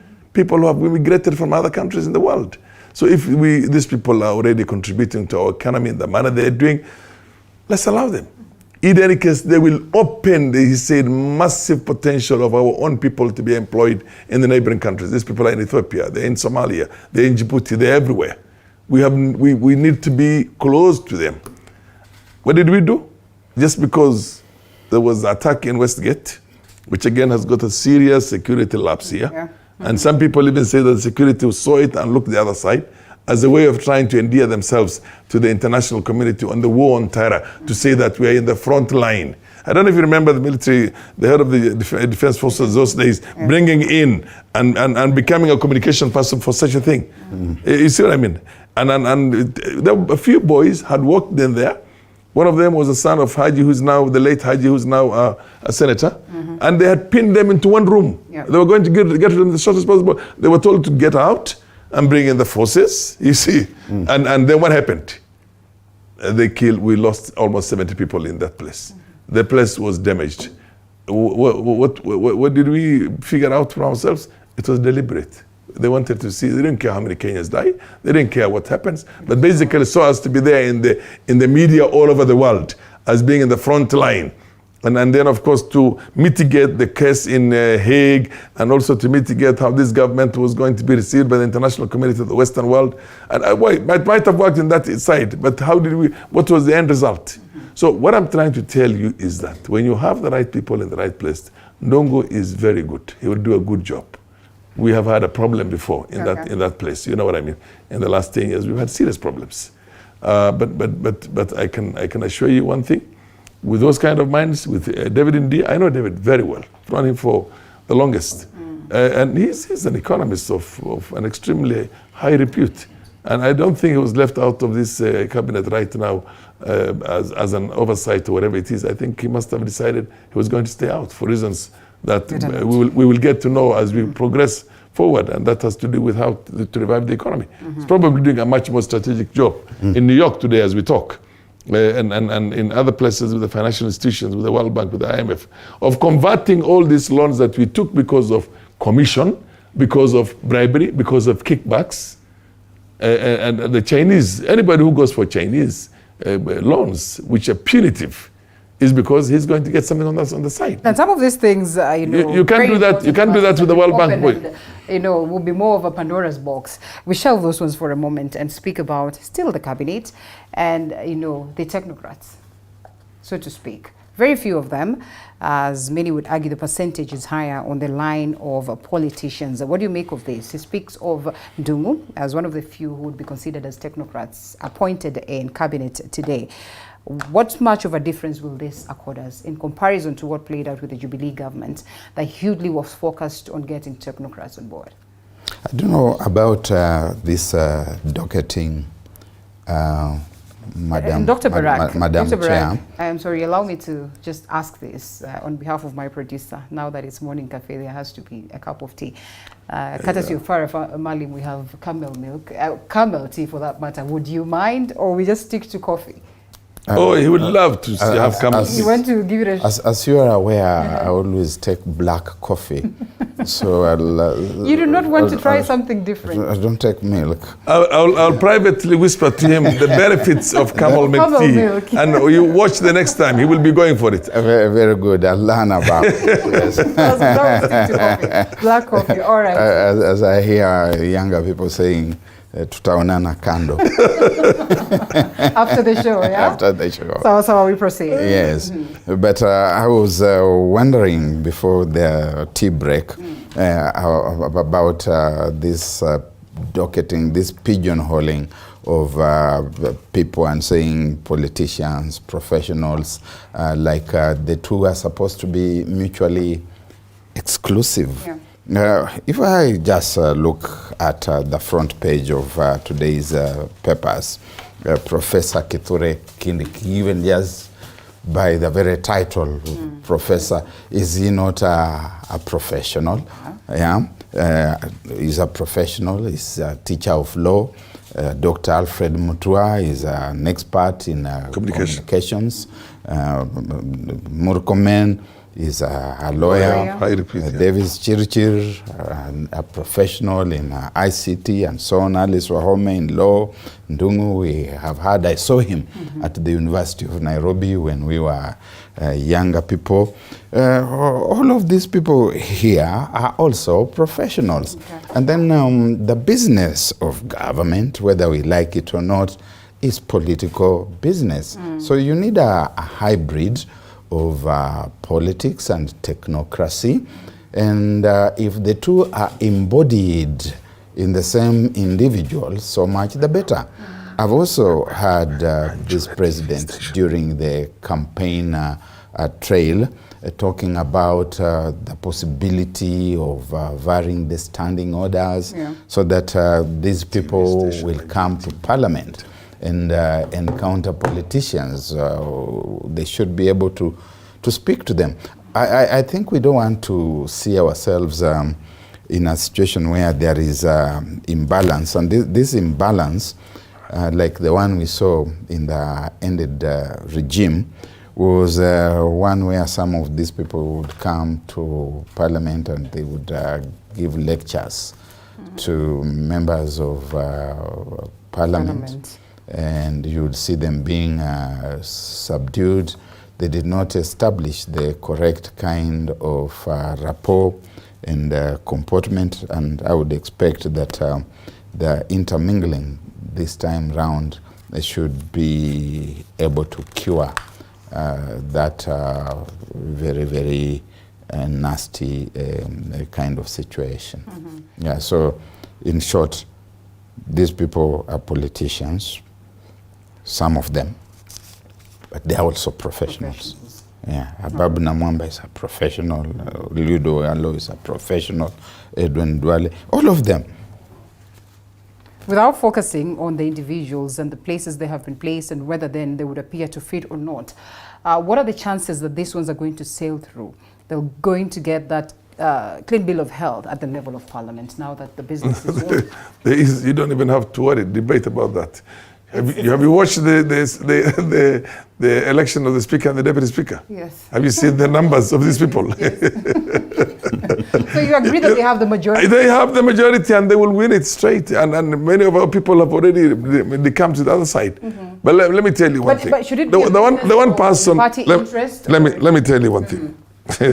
The one person who will talk his mind, but will remain true to the fact that he's in the opposition and prosecute the opposition agenda and what you call the roles that an MP is supposed to do from parliament. Very, very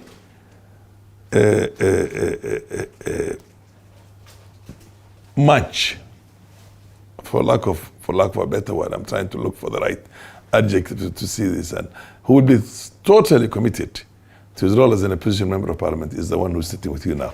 None other than yours truly, Farah Maalim. Okay. I have no intention of going anywhere. You get my point? I love being in the position. I've been in the position all my life, by the way. The only member of parliament today who has been in a position from day one. Raila, everybody else. My party leader was in Kanu at one time as a minister, I remember, and as a vice president under Kibaki. Where Raila had gone into that thing, and when NDP and Kanu were collapsed together, and everybody else. The only people I share right now, the 7th Parliament with Julius Nkuli and the what do you call this man from No, Kwale side. Sorry, the Kwale side. My brother, he's why do I? Never mind. Yes. So, and they were the only ones who were there in the 7th Parliament together. And everybody else in who has been with me in politics one time or the other was in the government. Or I was in opposition from day one until now. The only closest I got to being in the government is when we had a coalition government. And at that time, there was no opposition, you know what I mean? But of course, we claimed that the election was rigged, was stolen from us, and Raila was a prime minister. Gonzi Rai, that's the name I'm looking for. Gonzirai is the only other. Julius from Killing Myself and Gonzirai are the ones who have been veterans of the 7th Parliament here. Nobody's from 6th Parliament and everybody else is gone, one way or the other. So what I'm trying to tell you is that I will prosecute my role as an opposition member of Parliament, hopefully as a chair of one of the committees, but very well. Ardently. But one thing I can assure you, it's a tall order for us, because the presumption that they're going to make so many mistakes, I disagree with that totally. They're not going to make Allow mistakes. us to take a short break. So whether they are professionals, whether they are politicians, even if they're politicians, and he will not leave that task to them. That the task of running that ministry will be a joint function. He's not going to say like Kibaki, you run the ministry and that's it. You know, Kibaki was hands off. He gives you the responsibility and he lets you run the way you want. William Ruto is not going to do that. He's going to co-manage every ministry with everybody, and not just him, with an with a team, inner core. So basically, they want to succeed. They want to sell themselves to Kenyans for much longer than many of us are assuming right now. So let's watch and see.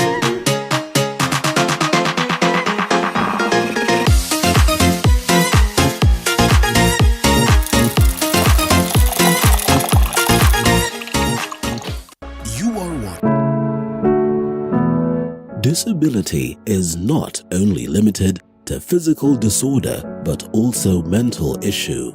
From depression. I was under depression for like 2 years. Bipolar. Bipolar disorder is a mood disorder. And even suicidal thoughts. When I was just about to hang myself, a certain voice just talked to me, and I believe that was God. I tried suicide more than 6 times. Beyond the Limit has gone beyond its limit to find answers so as to help everyone go through life with ease. Join Mudhoni Maina every Saturday at 7:30 p.m.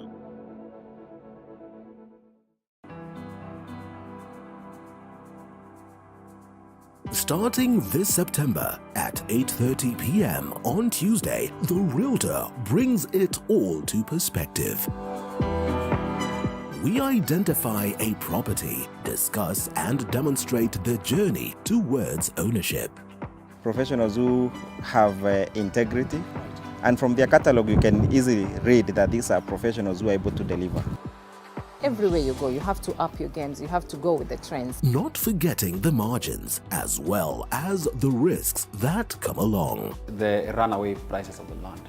We are saying that it's something that we can never go without mentioning. Any developer will not go without mentioning price of land. Don't miss out. Je,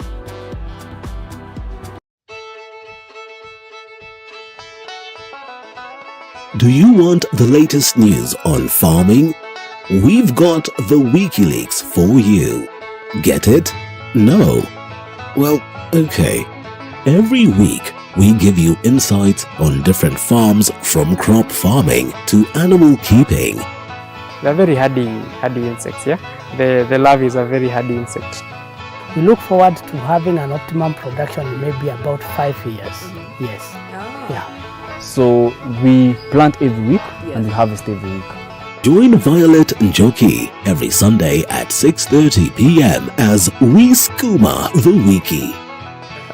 It's not all the time you have to read your farm. Sometimes it's of benefit.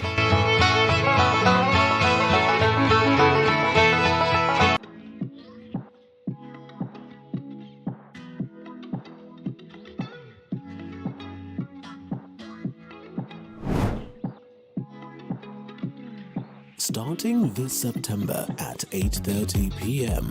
Hi and welcome to The By Grind. extension, man and woman are born political animals.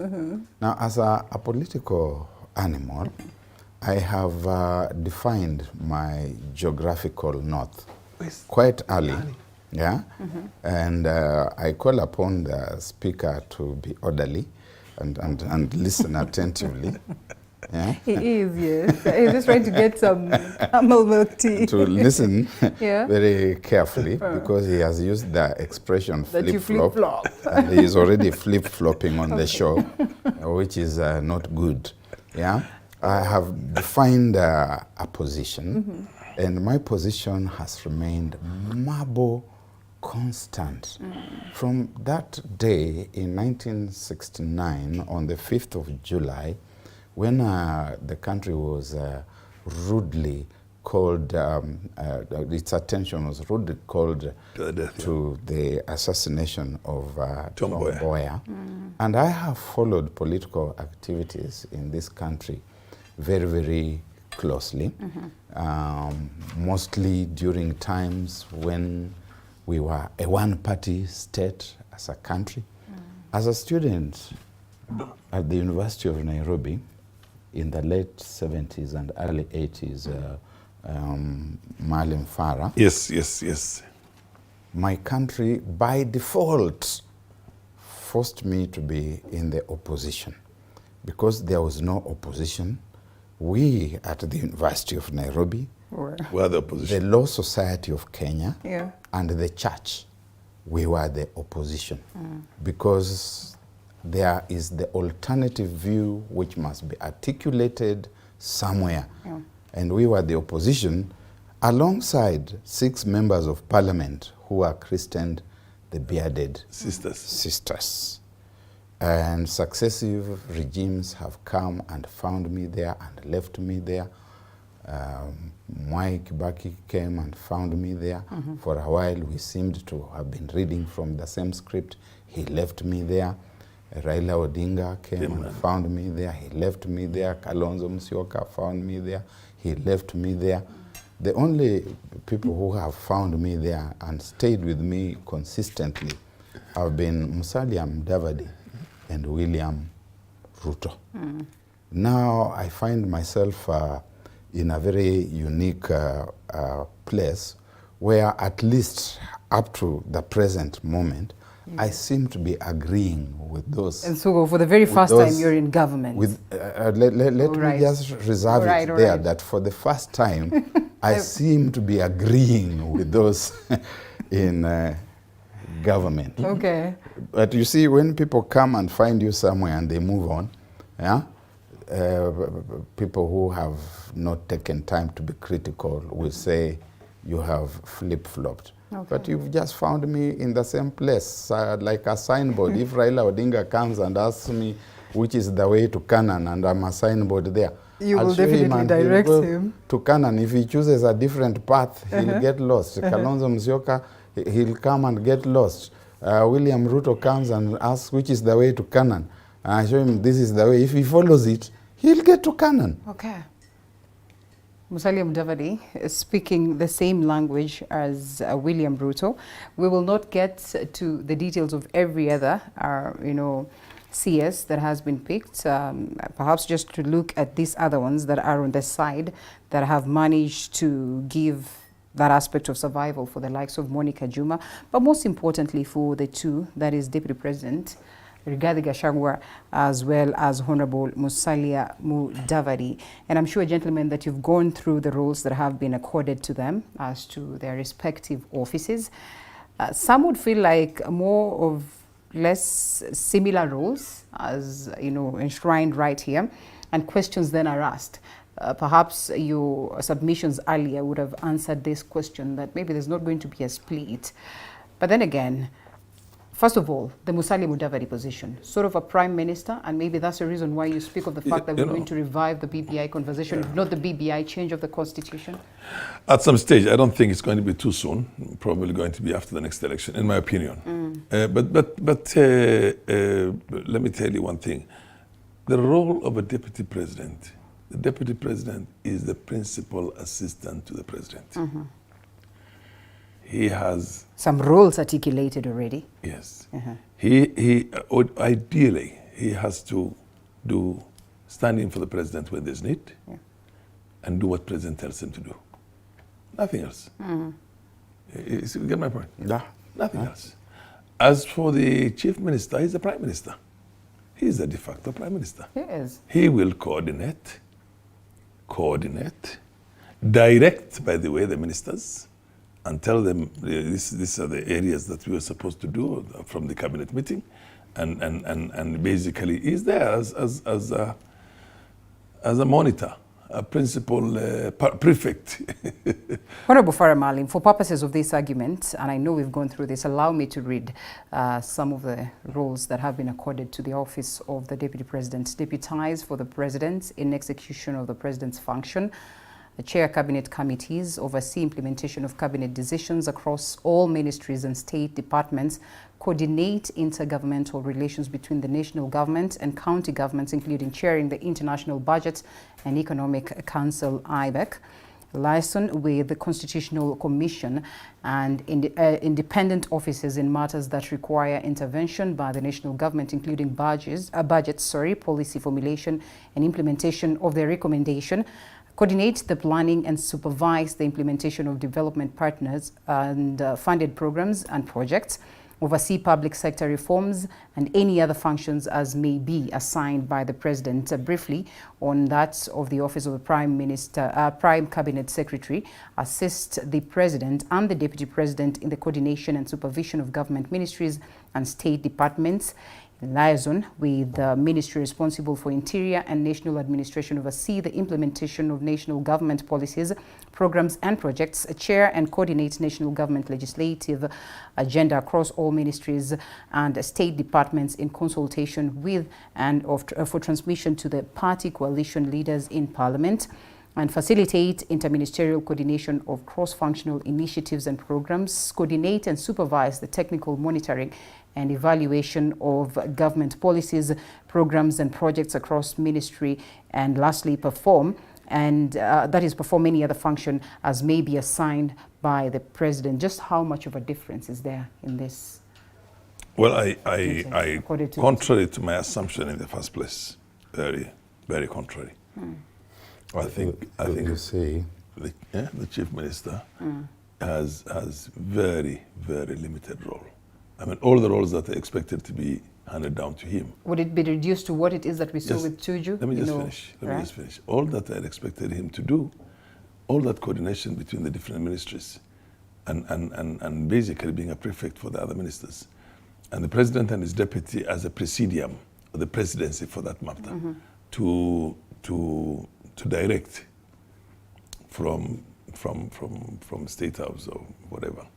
That was my assumption initially, but right now, from what I see, the Deputy President has been given an expanded executive role in this. So that completely diminishes the role of the Prime Minister, or rather the role of the Chief Minister, other than that small coordination with in Parliament on legislative agenda and the rest of it, which can be very well performed by the leader of the majority in the Parliament, which they intend to take anyway.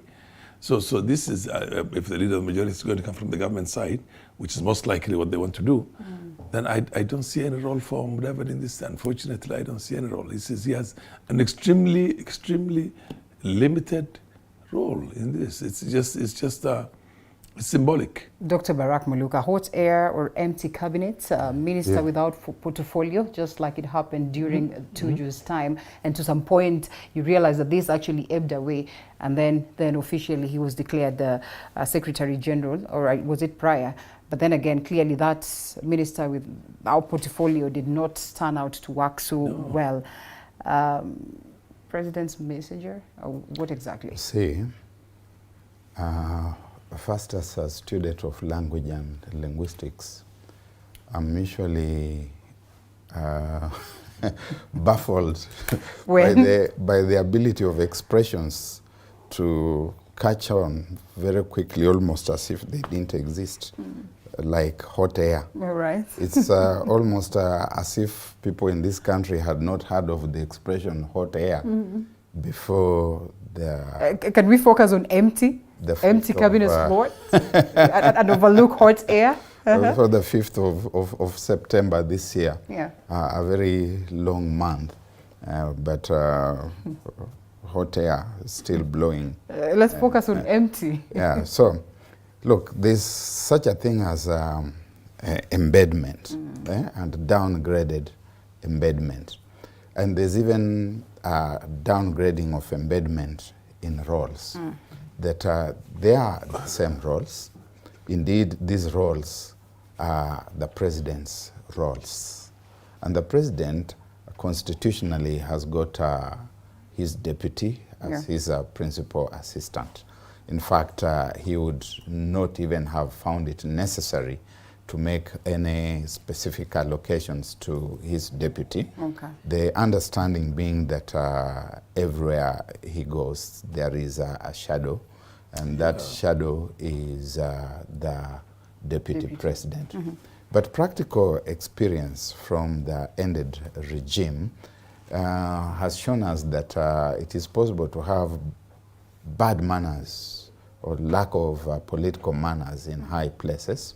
And we are talking about a president who was thoroughly humiliated by his principal, and who promised that he would never allow that to happen under his regime, under his watch, and therefore to live up to his promise, he has made that allocation to his deputy.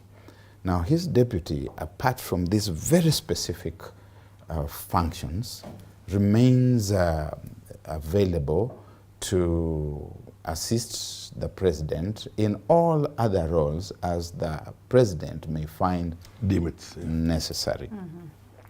And then next to that, and the president was quite clear on that yesterday, that the third in that pecking order in the executive is the prime cabinet secretary. And the word assist has been used. Yeah. It has been used in what you read. Mm-hmm. If we have forgotten, or the viewers have forgotten, I would invite Madam Chair to read. And I mean, we have it running on screen. Read again. And so I agree. It says to assist the president and the deputy. Yes. And assist in those portfolios that have been very clearly laid out. They are downgraded, there's downgraded embedment of responsibility. So I don't expect that we should be saying, oh, this is a sinecure position, or this is hot air. I think a lot of that hot air is going to be coming from the other side. Okay. Because as I said at the start, I find Honorable Farah Maalim to be very objective, but that does not extend to the fraternity that he belongs to. I doubt that we are going to be hearing anything positive coming from Azimio la Umoja, One Kenya Alliance. However, this morning as I was preparing to come here, I saw my good friend Ngunjiri Wambogo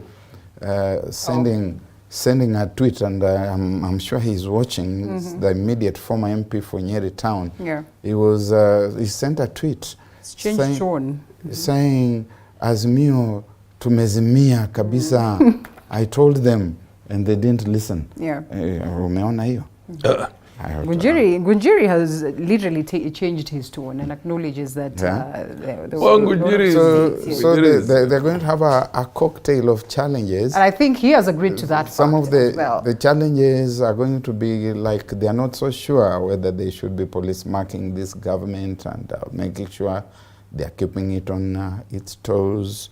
Do you think they're going to guarantee us a very good opposition? Whether, may I be heard? Yes, please. Or whether they are going to be spending time doing their own intra-house struggles, wars of succession, trying to find the glue that can hold them together. Baba is getting tired. In fact, when you look at Azimio, they were never prepared for one thing, to lose the election and to play the role of the opposition. They weren't at all. Even when you look at the agreement, at least the one I have seen, the version I have seen, it had no room for that kind of role. And so beyond maybe having 3 or 4 people like TJ Kajwang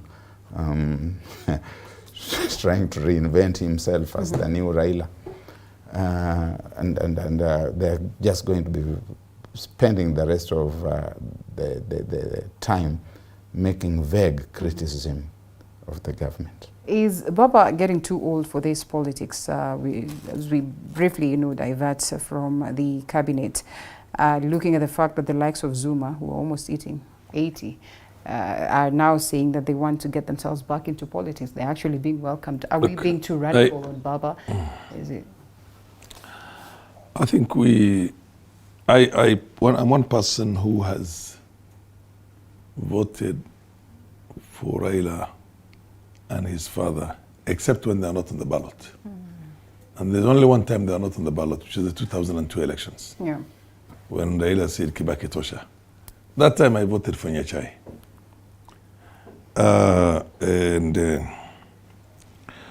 We lost big time that time. I'm sure you remember that very well. But I can tell you one thing. If he does not pass on the mantle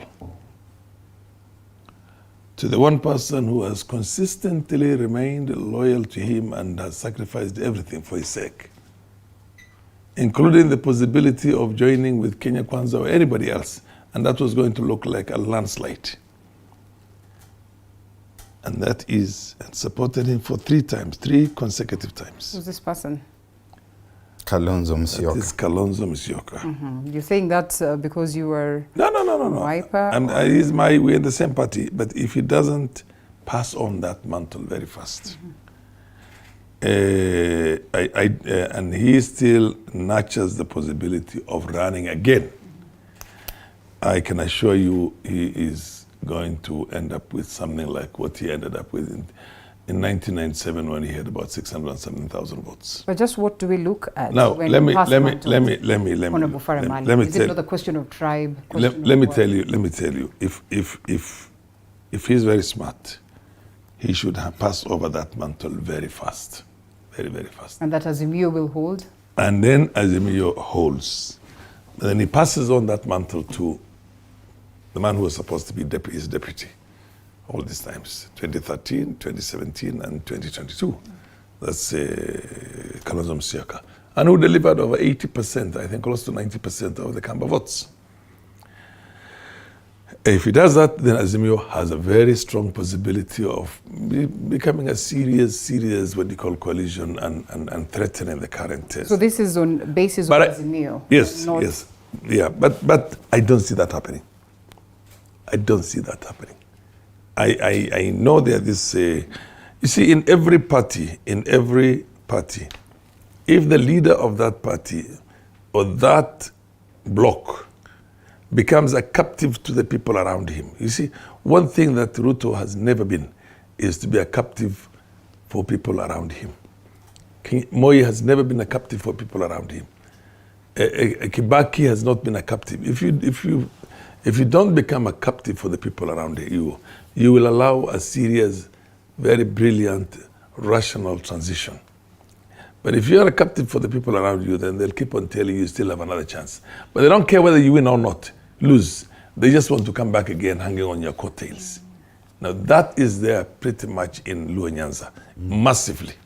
So if they convince him that he's going to have another time again and this last time we're going to win, then forget about that party. It's gone to hell. Right. But if he now allows a proper transition and sits there as a patron of that transition and becomes a statesman to basically be consulted on such things, he will go down in history very well. Okay. And again, at the same time, that Azimio might have a new lease of life. You get my point? Right. It's still an uphill task, defeating Ruto, knowing Ruto exactly the kind of a person. He's a populist. It'd be difficult to, and he has very powerful, other alliances that he has made. Never underestimate this man's brilliance when it comes to making alliances. Look at the relationship he has right now with the countries in the neighborhood. Strong relationship with Museveni, strong relationship with Abiy, and he's cultivating a new one now with Somalia, Hassan Sheikh. So he is there. And then given also the fact that globally, people celebrated in Israel, people celebrated in Jerusalem, and cabinet ministers were here. A very powerful business bloc and the elite, the capitalist elite in the US are in support of him. So there are a lot of things that he can get supported in many places. And I would not be surprised also if he has a similar relationship with the Muslims in the Gulf states and the rest. Do you think this support was way before, before he was declared president, that this was supposed He has been working on it, yeah. I was called by somebody from Qatar who was telling me that, look, the people here, and I'm not talking about an ordinary person. Somebody was telling me, look, we're inching closely towards William Ruto. And when he came from the States, he passed through Qatar. He has good friends in the Gulf states. So with that kind of, Moi also had a brilliant way of dealing with that. He had relationships with Iran, and at the same time had very good relationships with the capitalists. He was a religious man who goes to church every day. You understand my point? So, but he was, and at the same time, very good to the Muslims. I don't know if you remember that. He maintained his relationship with other faiths also in a systematic manner. If he's able to do that, and which he has largely succeeded now, I think it's you have a very, and at his age, relative age, we have a problem. I can assure you. As Azimio.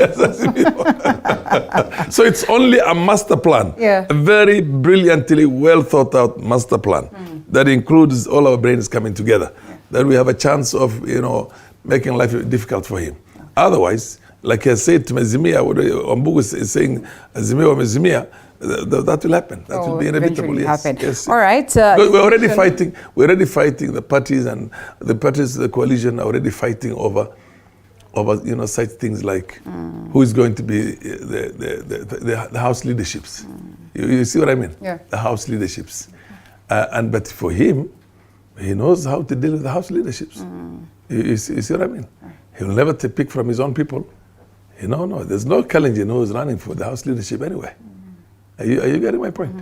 He's projected himself as a Kenyan. But the Luo Nyanza wants the house leadership in both houses. They're fighting very hard for it. You get my point? Yeah.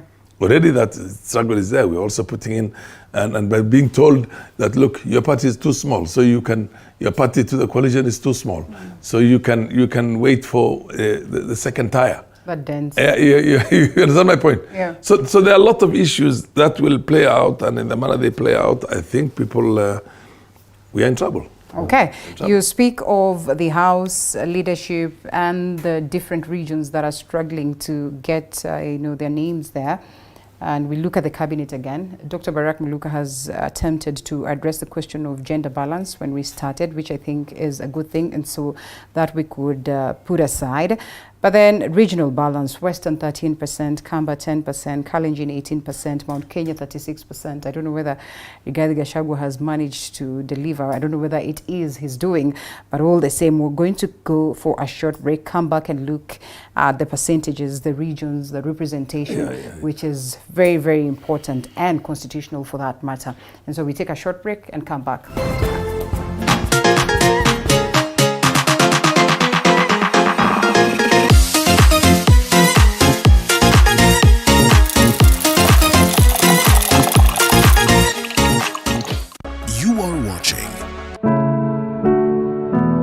Disability is not only limited to physical disorder, but also mental issue.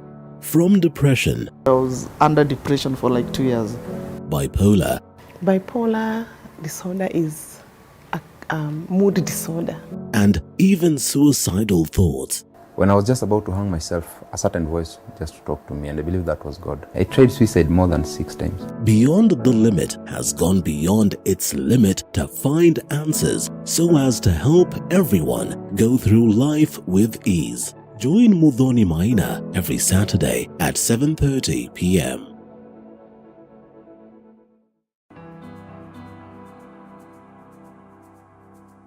Starting this September at 8:30 p.m. on Tuesday, The Realtor brings it all to perspective. We identify a property, discuss and demonstrate the journey towards ownership. Professionals who have integrity, and from their catalog you can easily read that these are professionals who are able to deliver. Everywhere you go, you have to up your games. You have to go with the trends. Not forgetting the margins as well as the risks that come along. The runaway prices of the land. We are saying that it's something that we can never go without mentioning. Any developer will not go without mentioning the price of land. Don't miss out.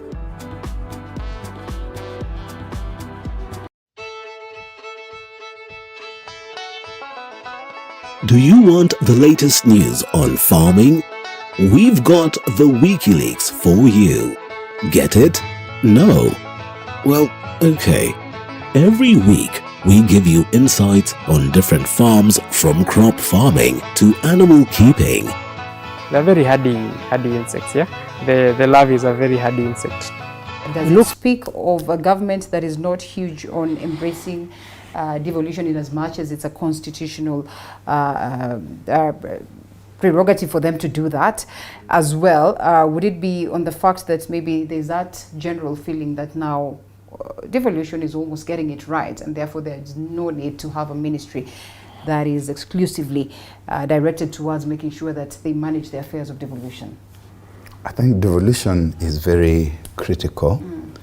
It cannot possibly be a footnote, because even in the Constitution we talk about government at two levels, national government and devolved government, and the need for the two to work together.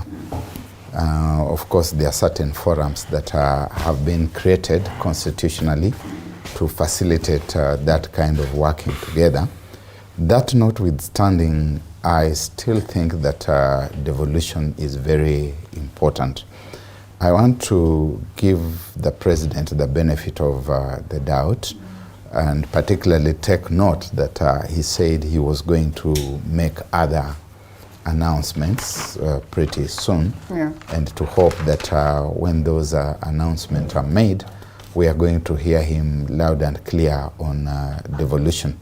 Remembering that during the campaign he kept on talking about how he would support devolution, and therefore I would expect that he's really going to come out and tell us.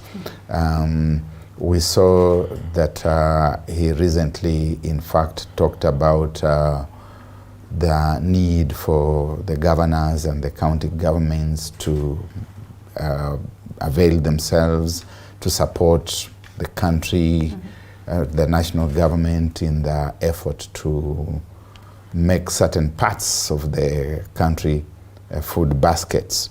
Well, this is going to require a proper kind of coordination, so I would give him the benefit of doubt. Beyond, of course, even the expectation that when he gives out a clear breakdown and outline of the portfolios in the various ministries, that he would be making himself clear on this. I don't know whether it's going to come under the office of the president, but if it does come under office of the president, does it not need a dedicated cabinet secretary? So I think there is need to admit that there is a lacuna, there is a gap, and that this gap needs to be addressed. Maybe the president will be coming out clearly on that in the next few days. In relation to the growth of devolution, would you argue that the previous regime, in having a devolution docket, managed to get a docket that really functioned and worked towards making this a success, or perhaps giving a plus to devolution? No, it did not. It didn't go beyond the portfolio. And I can think of a few quick things. For example, there were functions which were devolved by the Constitution, and the Constitution itself says that funds will follow functions. And we saw that the funds did not follow the functions. Some up to the very end of that regime. The budget lines in the Ministry of Health, for example, continued to reside with the headquarters much the same way they had done. The health docket was a problem. This was one area where you expected that the national government and the Council of Governors would sit together through the Intergovernmental Authority and be able to give a solution to the problem, the current problem of doctors. We had so many strikes by the health service providers. Many times they did not even get their salaries, and the solution would seem to have been to wire in the leaders of the unions, who then abandoned that cause, and that sector continues to be in the doldrums. I can think about the hired equipment exercise of 2014, where the national government brought in this staff from out there, having signed contracts on behalf of the Council of Governors and the counties without consulting them, and forcing those things down the throats. As we speak now, many of those things are lying idle in counties across the country. You can think about the mobile clinics that 10 years later are still rotting at the cost. And therefore, the ended regime did not have the will to work well with the devolved government. Funds were sometimes really delaying in getting there. We have got very many huge pending bills as of today. And there was payment of lip service to devolution. It could have done better. It attempted to work well, but it could have worked better. All right. We look forward to see what the president then will do in relation to the same. Allow me to ask these questions before I forget. Perhaps you will answer them later, because they are questions to the both of you. Abdi Duba is asking, Honorable Farah Maalim, what is so hard about shifting gears to UDM? After all, it's all about a game of interest. And now Hashon Wa Anampiu is asking Dr. Barak Muluka. I am told by someone that Dr. Barak Muluka played a very big role for Musalia Mudavadi to join Ruto camp when he was General Secretary of ANC, but later he failed out, or he folded out with the ANC party. Is he considered for something by Hustler President Honorable William Ruto? Ask him, please. You're watching from County 001. I should be somewhere in Mombasa. I don't know whether you want to answer those questions now or proceed. We will answer them. Please, briefly. No. Look, we have a multi-party democracy in this country. Yes. We have a multi-party democracy in this country. We're a devolved country. We have devolved certain resources to the grassroots, regardless of whether you supported the government of the day or not. This is not 1993-94, when the government would starve you of any development because you're in the opposition. And even when you bring a motion to Parliament, you're told these things will be implemented when funds are available. And they'll never be available for you. This is different. Now we have a lot of resources at all levels. It's just a question of a proper use of those funds. So when you're in Parliament, you are there, whether you're in the opposition or in the government, you are there to hold the government accountable, to play the triple roles. Scrutiny, legislation first, scrutiny and representation. You represent your people's problems there. And nowadays, the government acts on it very fast, because the chairs of committees are the ones who respond to these questions on behalf of the government. Right. On behalf of the government. And we have seen development. I mean, we have seen serious development in the last 15 years in this country, almost 20 years, since we got the CDF in place, since we again got the last 10 years, we've had the devolved funds. So what difference does it make whether you're on the government side or you're on the opposition side and you're a member of Parliament? Okay. You see what I mean? It's much best when you are... People have been asking, would the likes of Murkomen and Aden Duale performed way better for the people of Kenya at the level of the House as opposed to? No, I think the president feels that he can trust them with a lot of. He needs some of his very close associates before to trust them with some serious roles in the running of the government, because he's going to go for another re-election again, at least in the very least.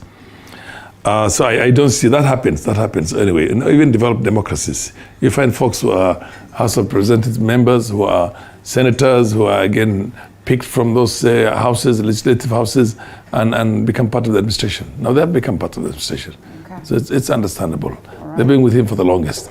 But for us, those of us who are in Parliament, members of Parliament, members of the Senate, for God's sake, go and prosecute the agenda of this country. Do the triple roles of making sure that you put the right legislative agenda in place and pass as many bills as possible. These days, you can't even initiate a bill as a private member. I've already initiated a bill myself, and I intend to do another 2 or 3 in the shortest possible time. So basically, there are no enemies now. You don't have to be in the same party with the government of the day for your people to access development. Right. You understand my point? You don't have to criticize the government of the day on a daily basis, even when there's no reason for that. You see what I mean? Yeah. You call a spade a spade. So I'm a realist. I'm a pragmatist. And at the end of the day, what matters to me more than anything else is how much development I deliver to my constituents, and how much I also contribute to the national agenda. You know, we are at some stage. We are all supposed to act as certain statesmen and not look at politics and the political divides, but look at the wider, the bigger, picture, which is the country of Kenya and the 47 different counties that we have in here. So let's see how we can go forward. All right. They have won the elections. This is I think the slimmest majority that anybody has won with. And give credit when this kind of things happens and somebody wins. Ruto avoided a second round with only 65,000 votes. Am I right? About 69,000. Only about less than 70,000. So that also tells you a lot. I mean, this thing was, and this is the first time that we've had an election. The results were announced, and there has never been any incident in the country. Yeah. People went to court. The court upheld the election, and here we are. All of us are. Gicheru was in Kisumu the other day, am I right? Yeah. He went to Kisumu, and he was received very well. Yeah. Nobody pelted him with stones. Nobody called him names. People were very happy. Okay. So that's it's a developed. Our democracy is developing. Let's look at the national agenda now together. All right. This business of running into the government, now they have the numbers they need for them to pass their bills in the house. That's already there. Okay. We saw it from the election of the speaker and the deputy speaker. You see what I mean? But other than that, they should not be running around trying to get everybody to come. Dr. Barak, are you getting something, perhaps to respond to Nahashan? No, nor should everybody be running to them. It takes two to tango. It is a pity when you keep on running to them for such things. It's a pity. It doesn't make any sense. It takes two to tango. And therefore, nor should that be happening. I agree with the speaker that he's perhaps going to be more effective and even to help to mobilize development to his constituents from where he is. About myself, of course, I didn't expect that I would be part of the subject this morning, but the people are watching. The people are watching and they are listening. They will be familiar with greater artists, greater than myself, who have cavorted with the political class. There are people I consider to be my role models, like the great Mark Twain. You remember the one who wrote Tom Sawyer, Adventures of Tom Sawyer, Adventures of Huckleberry Finn, and so on. Or Jonathan Swift of Gulliver's Travels and the others. Gulliver's, yes. They mingled with the political class. They had friends there. They probably contributed to the successes of some of them, perhaps even to some of the failures, because if you are there, you can not only just take credit. And I have friends in the political class. Mheshimiwa here was talking about Barack with Raila, with I don't know who, but I think I explained that I'm Mabo constant. It is a privilege really to be able to say that His Excellency the President is my friend, or to say that His Excellency the Prime Cabinet Secretary is my friend. They are my friends. If I sat down with them and had a cup of tea with them, and if out of that session, probably the success they have realized could to some infinitesimal extent be also attributed to Barack, then that is not such a bad thing to happen. Do you expect that I'm going to play a role in the new regime, in the new dispensation? We watch this space. All right, all the best, all the best. Western Kenya, 13%. He can be a good publisher, and weigh in on the issue of the CBC, curriculum-based, what they call competency, which is a new system that was ushered in by the last government, but this government is not going to take it stock and barrel. CBC or something. I don't know, but I must be honest with you. I would want to see both sides of the argument. I did not take a long time. This happened towards the end when we were all busy with elections. Yeah. And we were not taken in too much by it. So most likely the government of the day, if they oppose the CBC, will find many Kenyans who will support that. But I don't know. I must admit certain ignorance on this, but I'll go and do my own research. But the man was a publisher. I am a publisher. He still is. So then why don't you develop your business and maintain your independence? I am a publisher. There are people who are lawyers. They're in government. There are people who are doctors. And we just talked about the professionals. There are fellows you see in court today. Then the next day you see them in CIA, being governors. The next day you see them in the Senate, being members of he's a lawyer himself. Of Parliament. Yeah. There are lawyers here trying to be deputy speaker, and therefore it is only fair that as Kenyan. But there's a big potential for ingenious for them to. In the field he is, actually offered to go into business with him with that. To fence me in, and I'm still waiting for him so that we can go. So the offer is still on the table. Into business. All right. About government, I have said let us. You said percentages. Just watch. Let's hear your percentages. Watch this space.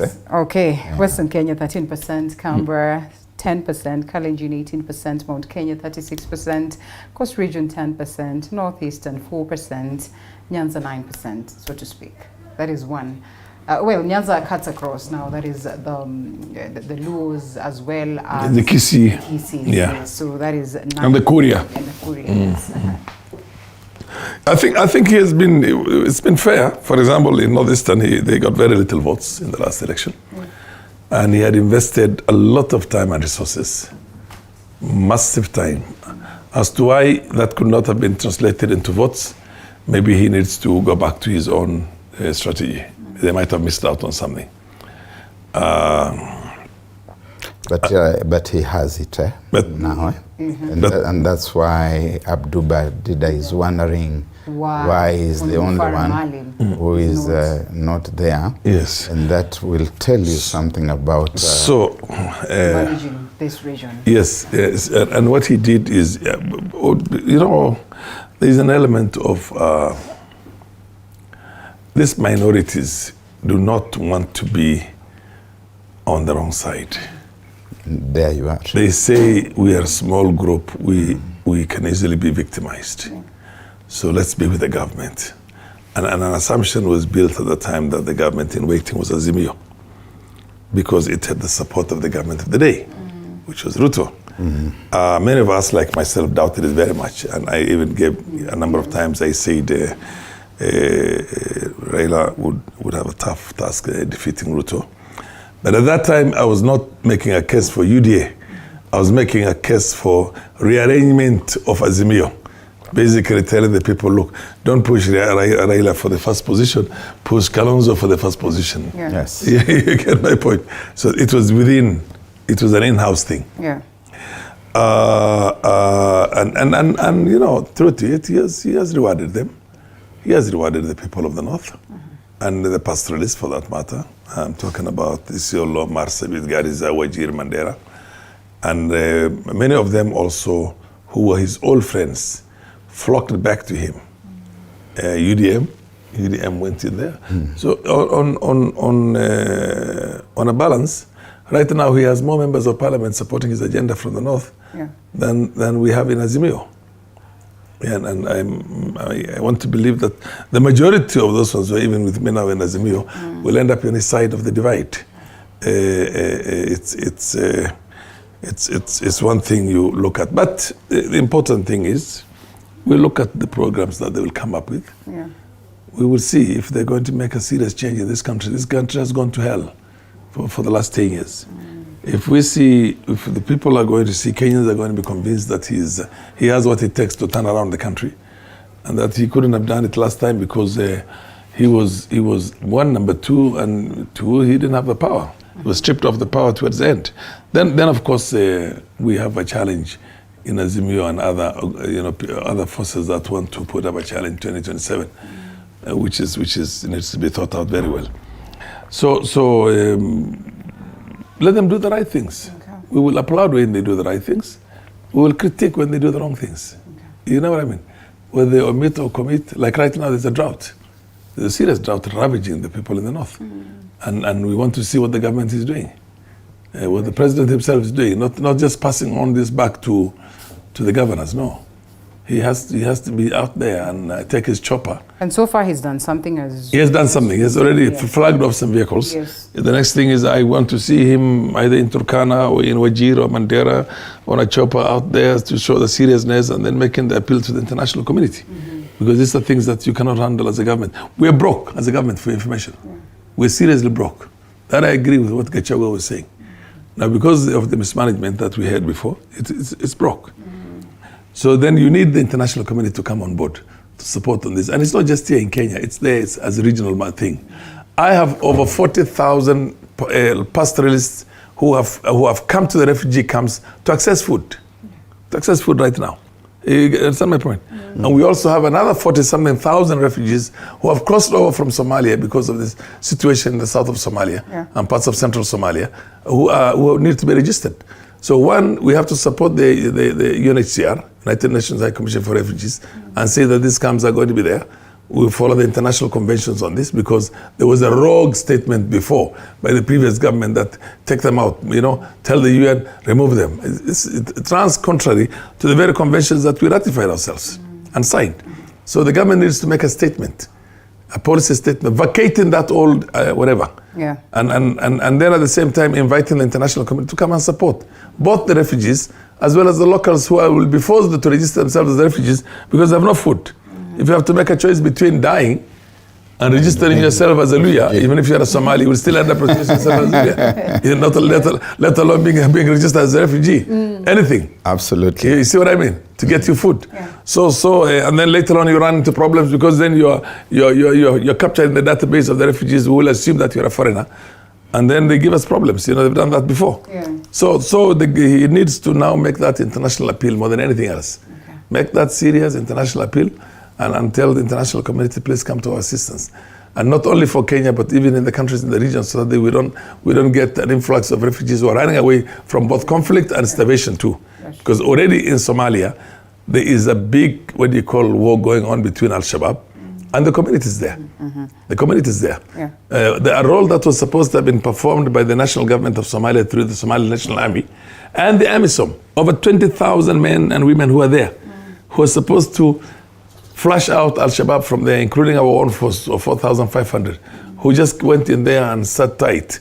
And they're just enjoying this big fat, allowances and salaries from the UN, and not doing anything to flush those people out. Sure? Yeah. Not doing nothing. I mean, you should be seeing a permanent engagement every day. You're in a state of war. This could have yeah, if you have thugs in your country, you should be fighting them every day.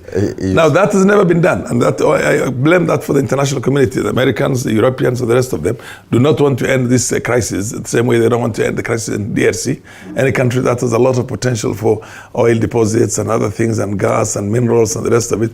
They prefer to maintain them in that state so they can just take out these things without anybody holding them accountable. One would want to counter that argument, but then the question is, why is it that we're not able to get this to rest, even with the involvement of the international community?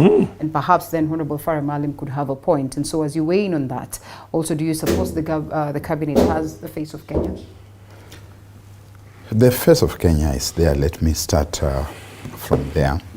And I've had people say things like, are these the faces that are going to get us out of this quagmire? I'm more mesmerized by the minds than the faces. The beauty of the mind appeals to me a lot more than the beauty of the face. However, looking at what you have said and what you have read out there, I believe that we are seeing the face of the country. And the Constitution itself says that government and cabinet should reflect the face of the country. There are only 21 cabinet positions. So no matter how much you want to include everybody, that you want to become granular and say you are seeing the smallest representation of the El Molo, the Il Chamus, you get to Kakamega, where I come from, and you find that there are many different communities, sub-communities. It is not possible. The elasticity of the cabinet and the restriction does not allow you to do that. In the past, we had this situation where we had bloated cabinets that you would have as many as 40, sometimes 45 ministers. And therefore, I would consider this to be sufficiently representative, and to move on to ask how competent are these people? What kind of agendas are they going to come up with, and are they going to be able to move the country forward, or do we remain in the same rut? And I would encourage even ourselves in the fourth estate to move away from this thinking that Farah Maalim has been appointed to a lucrative position. We need to play also the watchdog role, and to also set agenda for the country. I can see Mheshimiwa here as a legislator is already at the forefront of saying there are these tasks, there are those tasks which this government should focus on. And if journalism itself can contribute to the amelioration of our condition by being issue-based, by asking what it is that Dr. Alfred Mutua is adding to the foreign assignments that Honorable Farah Maalim is talking about, that the security things that he's raising, how is Professor Abraham Kindiki helping to overcome the previous challenges. And finally, Speaker here worries me a bit when he says we are not seeing action. In other words, we should perhaps be getting reports on a daily basis of today there was action here and we killed so many people. The collateral damage was such and such. Sometimes just keeping the hostile adversaries at bay is good enough. and sometimes that's the situation. That you maintain 20-something thousand men, fighting men in there, and you say we are keeping our safety And these guys are roaming all over the place, and you justify that? If they are What's the purpose of you being there? If they are roaming all over their space, because our responsibility in the first place is about ourselves. That's why. Then go back to your country. Why do you stay in the country? You can't do anything for them. Mr. Speaker has been speaking, and I'm Gentlemen, very we are at quiet. Can 8:30. Mr. Speaker We have a grace period of 10 allow minutes. Can me I to take a quick short break and then come back? Yes. Wind it up on that in about 10 minutes. But the break is just one. This man is a poet. All right. You see the way he stretches this his... break.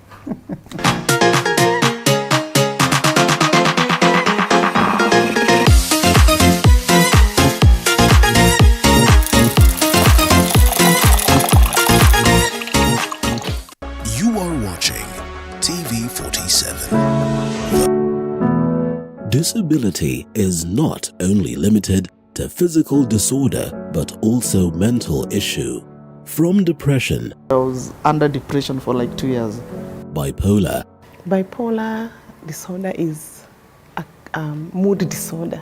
and even suicidal thoughts. When I was just about to hang myself, a certain voice just talked to me, and I believe that was God. I tried suicide more than 6 times. Beyond the Limit has gone beyond its limit to find answers so as to help everyone go through life with ease. Join Mudhoni Maina every Saturday at 7:30 p.m.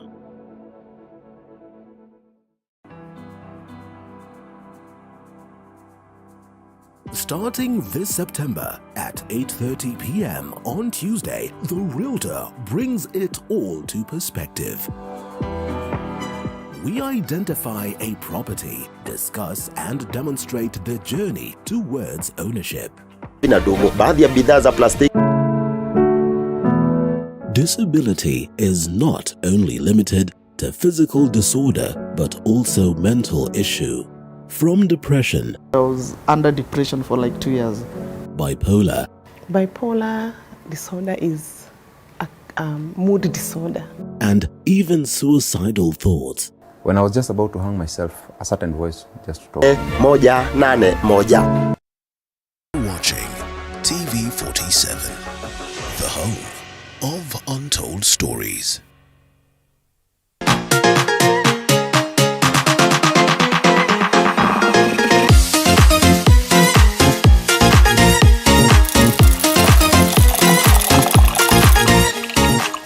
We're back. We are back. We're still discussing camel milk, tea, and a bit of camel meat. Today we'll be making camel meat on the next segment, right after this, actually. That is somewhere at Leleshwa Gardens. But before we get to that, Honorable Farah Malim, it was you, Dr. Barak Muluka, weighing in on the matter of these cases of insecurity with our brothers on the other side.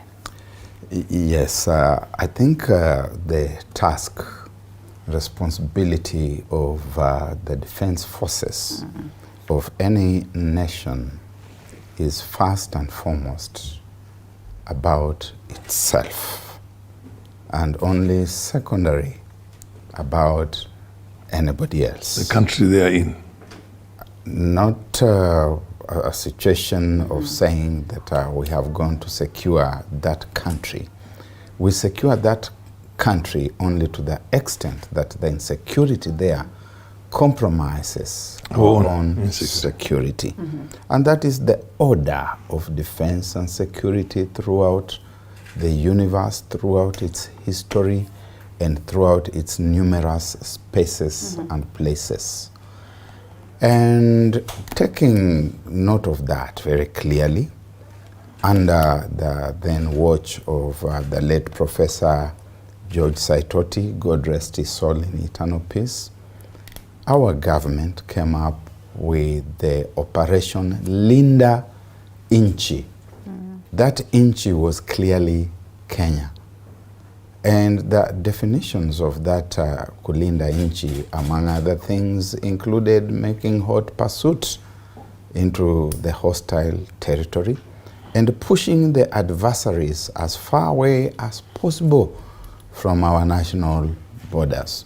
If we keep them there and they are not able to reach us and to harm us, then we justify our presence in those spaces. And to start saying, oh, we are not fighting, there's no shooting, We have not heard of any bomb blasts, and therefore these people should come back.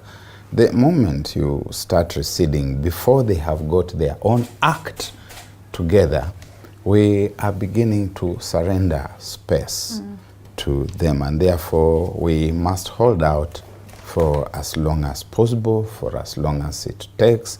We must keep our forces there.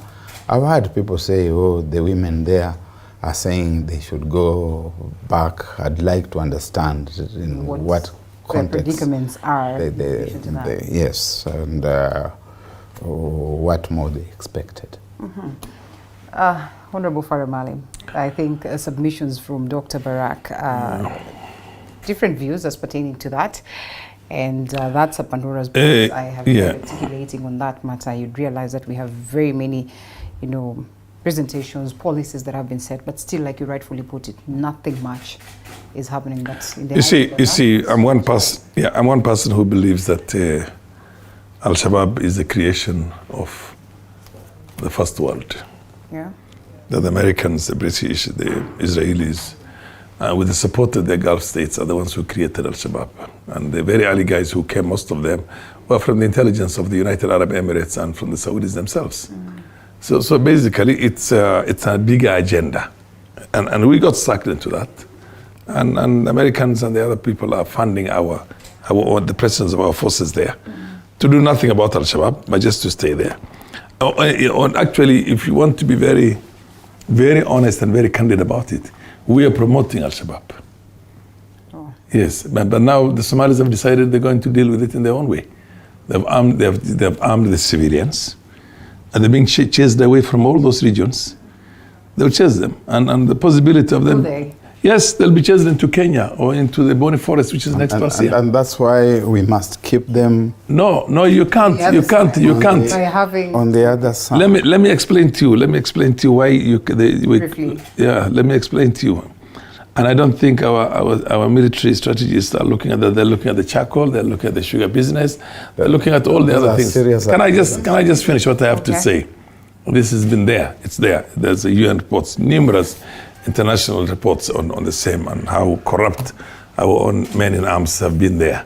But let me now explain to you something. This thing might have a serious repercussion in the long run, because now they've been flushed out of Somalia. Somalis have gotten tired of the president, and any government that comes into place will ask the forces now to get out. You've served no purpose. They'll get out. They have no choice. They can't stay there. Nobody can stay in Somalia against the will of the Somalis. You know that. Everybody knows that. The Americans couldn't do it, let alone a small third world country like Kenya or Ethiopia or Uganda, wherever it is. But the point I'm trying to tell you is that if we don't get our act together right now, they will be chased either into our territory or right into our neighborhood in the Boni Forest, which is very easy for people to hide in there.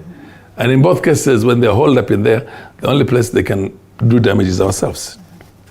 It's only our country that they can do damage to. And I don't think that we have planners here. I hope the new president takes that into cognizance and pushes very hard to make sure that these people we create the right security machinery to make sure that they were all arrested or killed or put together, whatever it is, because they're being flushed out of Somalia. I can assure you. They have already left the central regions. They're now in Hiran and those areas. They're being chased out on a daily basis. The ordinary Somalis have taken up arms. It is going to pose another challenge again, because when 500,000 people take up arms to chase, so a couple of thousand ragtag bandits, criminals, you know what I mean? Mercenaries, basically. And then they finish that job. What happens next? What do you do with all those arms in the hands of the communities there? We have a problem also then. Right. But we will deal with that problem when we get to that. But for now, there is need for our government to immediately think very fast and make sure that we secure our own territory from these people who are being chased from the other side. With your permission, gentlemen. And we don't allow our territory to be the theater of that confrontation. No. We keep them in that space. If we can, that's the point. If we can. They've been moving. They've been roaming in Garissa County and Wajir and Mandera County the way they want. We have not been able to do that. Okay. And by the way, let me tell you, unless we look for an elite squads composed of people from those areas. I'm talking about who are going to chase them on foot. Kuwafuata na mguu. You don't expect the cousin of Parliament. The cousin of you don't expect Parliament will should help to give us the you don't expect the cousin of Barack Muluka atembee na mguu hapo ndani afuate na kimbizana na bandits of Somalia. Cousin wangu wengine wako huko Somalia. He imagines my cousins are only from Emmanuel. No, they're just sitting in their camps and in armored carriers. I've got cousins in Garissa. Thank you so much, gentlemen. Dr. Barack. Garissa is Kenya. That's okay. Advisor, as well as Honorable Farah Mali, Member of Parliament of the DAB. Thank you so much. We close it at that. Yes, we cross over to a different, I don't want to call it a conversation, but yes, we hit the kitchen. It's important.